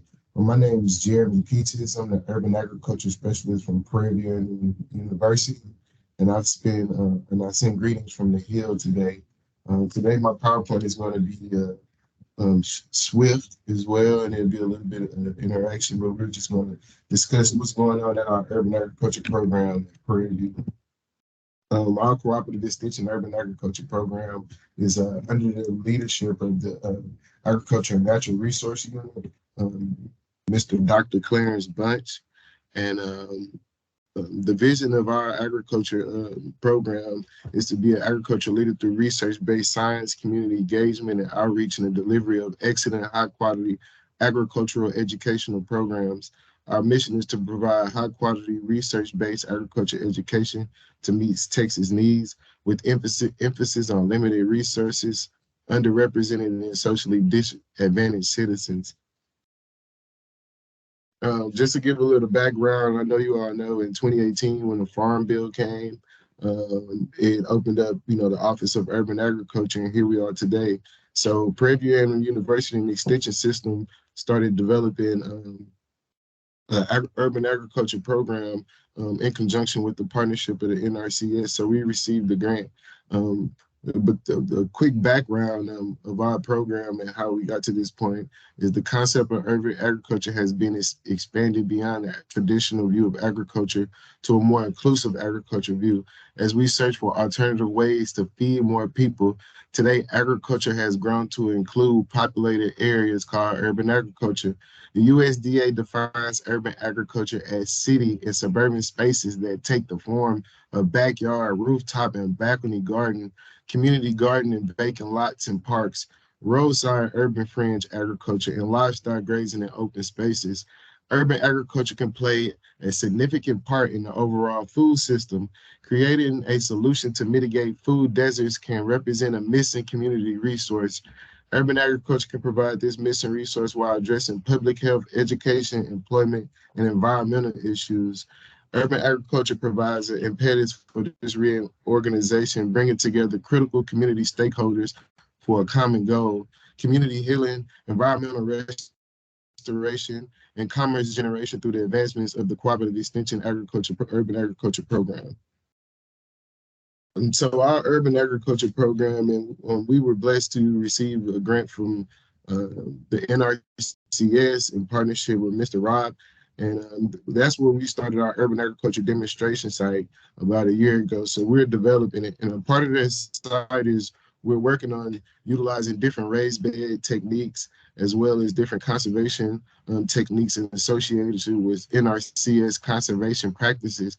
The great part about that is us being a part of the Texas A&M University system is we have researchers on our campus that's taking this information and disseminating and creating fact sheets, and also working on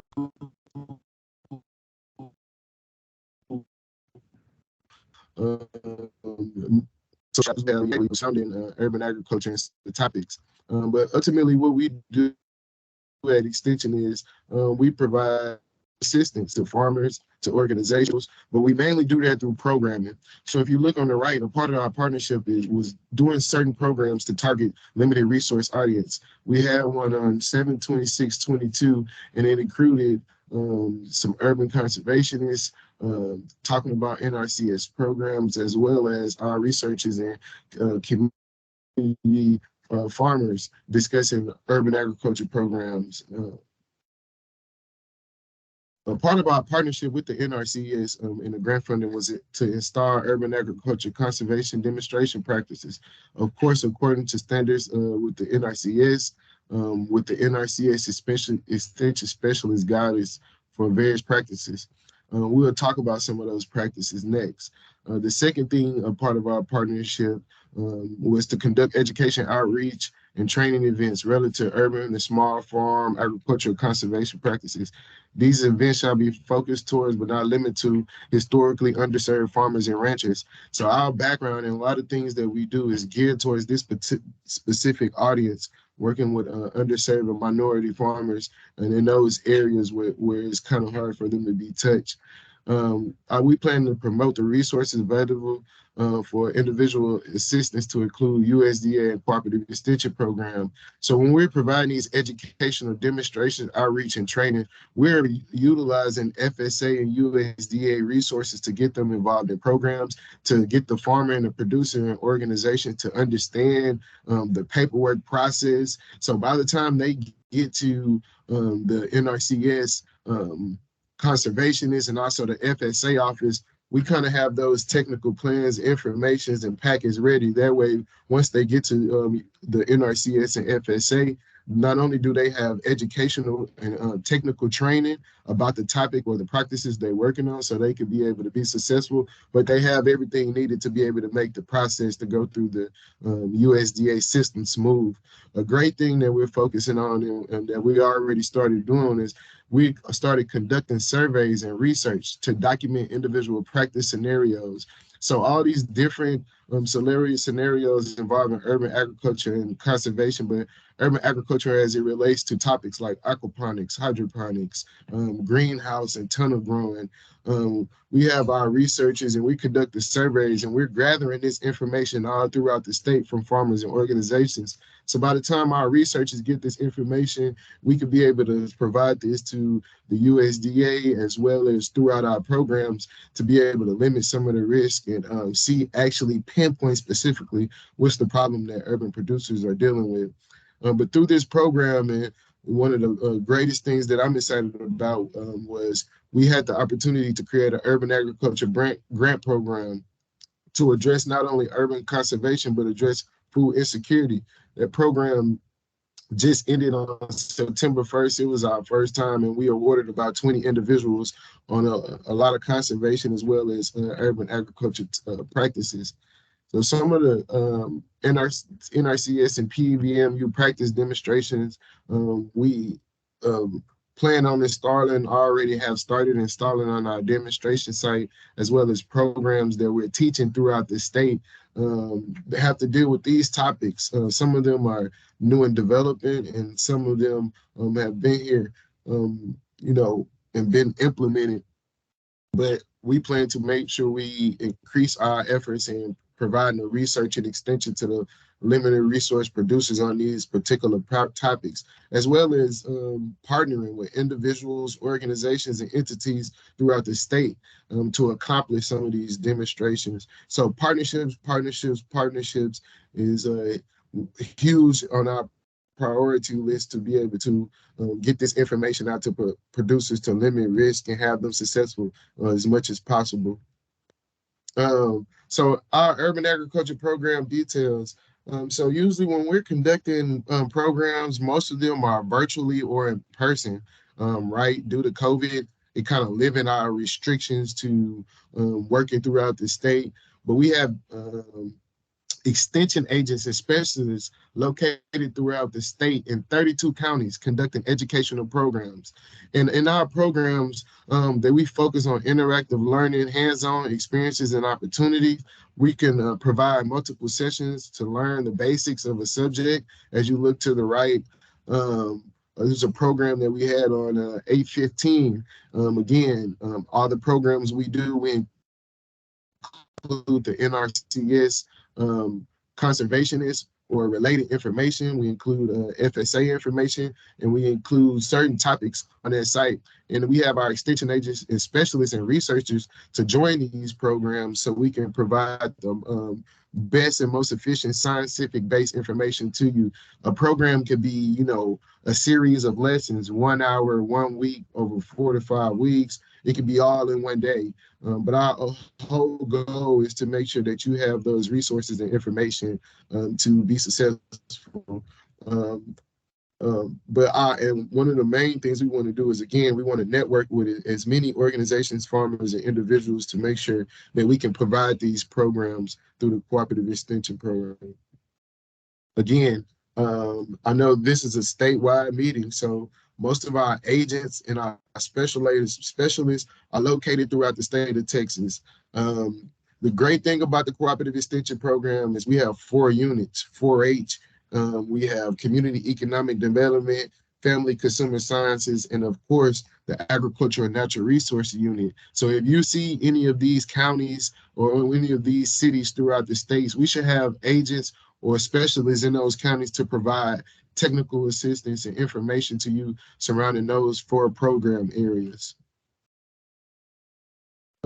So one of the things that we're looking at and that we're noticing in developing the urban agriculture program and partnering with individuals is how do we provide needs assessments and specifically pinpoint what organizations need help. A for-profit farmer may need help in the manner of, seeds, fertilizer, materials, and tools. A nonprofit farming organization may need more technical information, or they may need programs and things of that nature, advocacy work and networking and partnerships.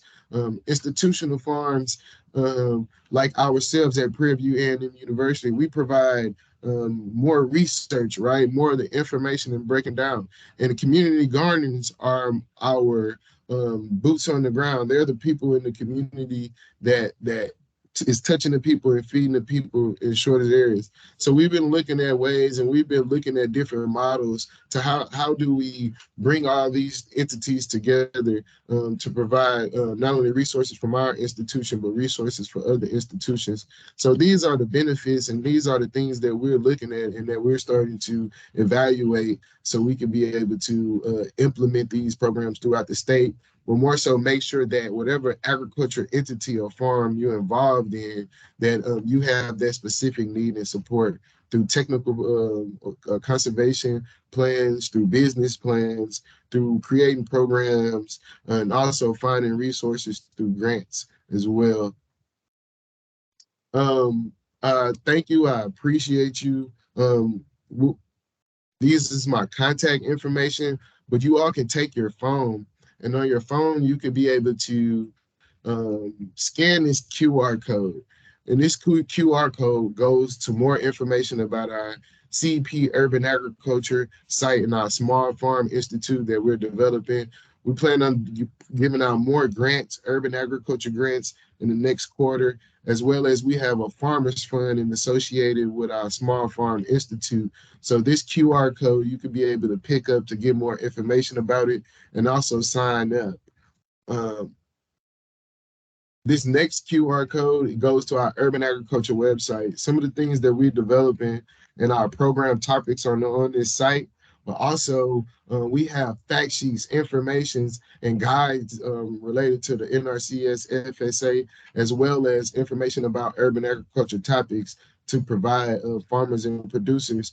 And we have planting charts as well as garden maintenance charts. So we plan on not only developing these technical resources, these tools, these fact sheets, because we want to make sure that our farmers and producers have as much information and resources as they need from a research-based, hands-on standpoint to be able to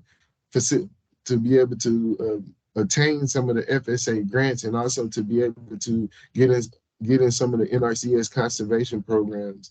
So our whole goal is to partner with farmers, producers, and make our partnership with the NRCS strong and resilient.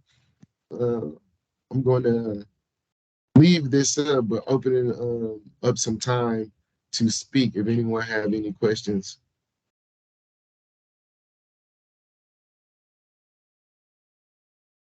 Thank you so much. Does anyone have any? Well, I do have one question in the chat for you. For the practice demonstrations, do you have a link to the resources from that list?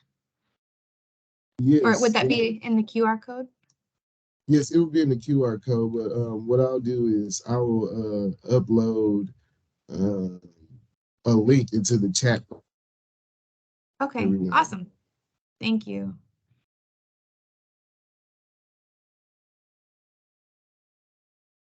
Do you mind sharing your PowerPoint also in the chat when you have a chance? Or you can send it to me and I'll put it in there.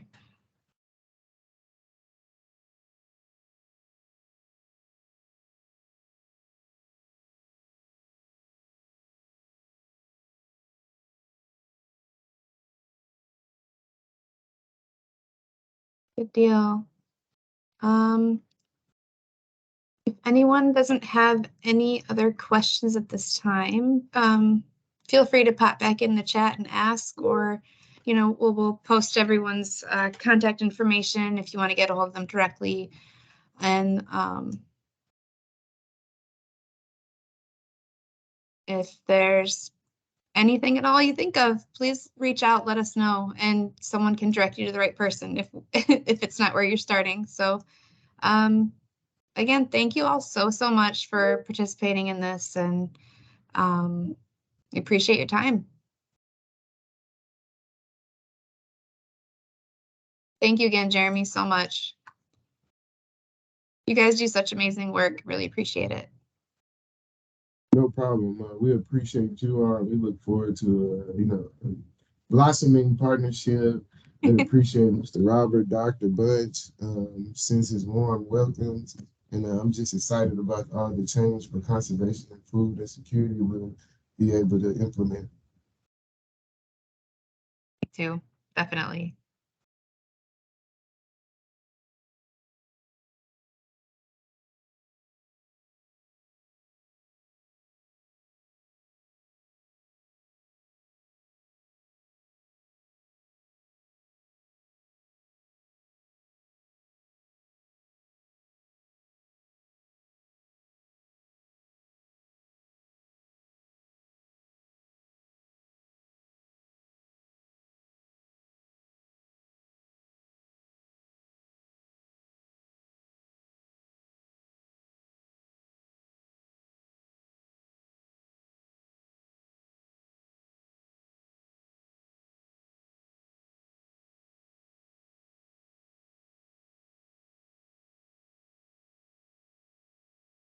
I'll hang out for a minute if anyone has any other questions, but other than that, everyone's dismissed.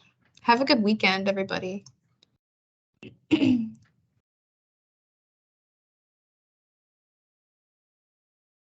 Wilma, this is Randy Rush at EPA. How you doing? Good, how are you? Okay, I just, it was a great 3 hours. Tremendous job. Who thought of doing this? I was just curious. I wish I could say it was me. It was on our state priority list to host something like this. So yeah, if you don't mind, I was going to send you an email afterwards, just check base, because I do want to stay in. Well, you know, EPA has a little bit of role with ag, and I've been I used to be the ag policy advisor, and then I went to climate change, but now I'm going to be back involved in more ag stuff. So I just wanted to send my contact information to you guys and make sure I stay involved on the sub work group for urban ag and stuff like that. But great job today. Just wanted to say. Great. Thank you. And did you get that? You got the email I sent you for the? Yeah, I did. Okay. So thanks. All right. Great. We're good. Thank you. Bye. Thank you.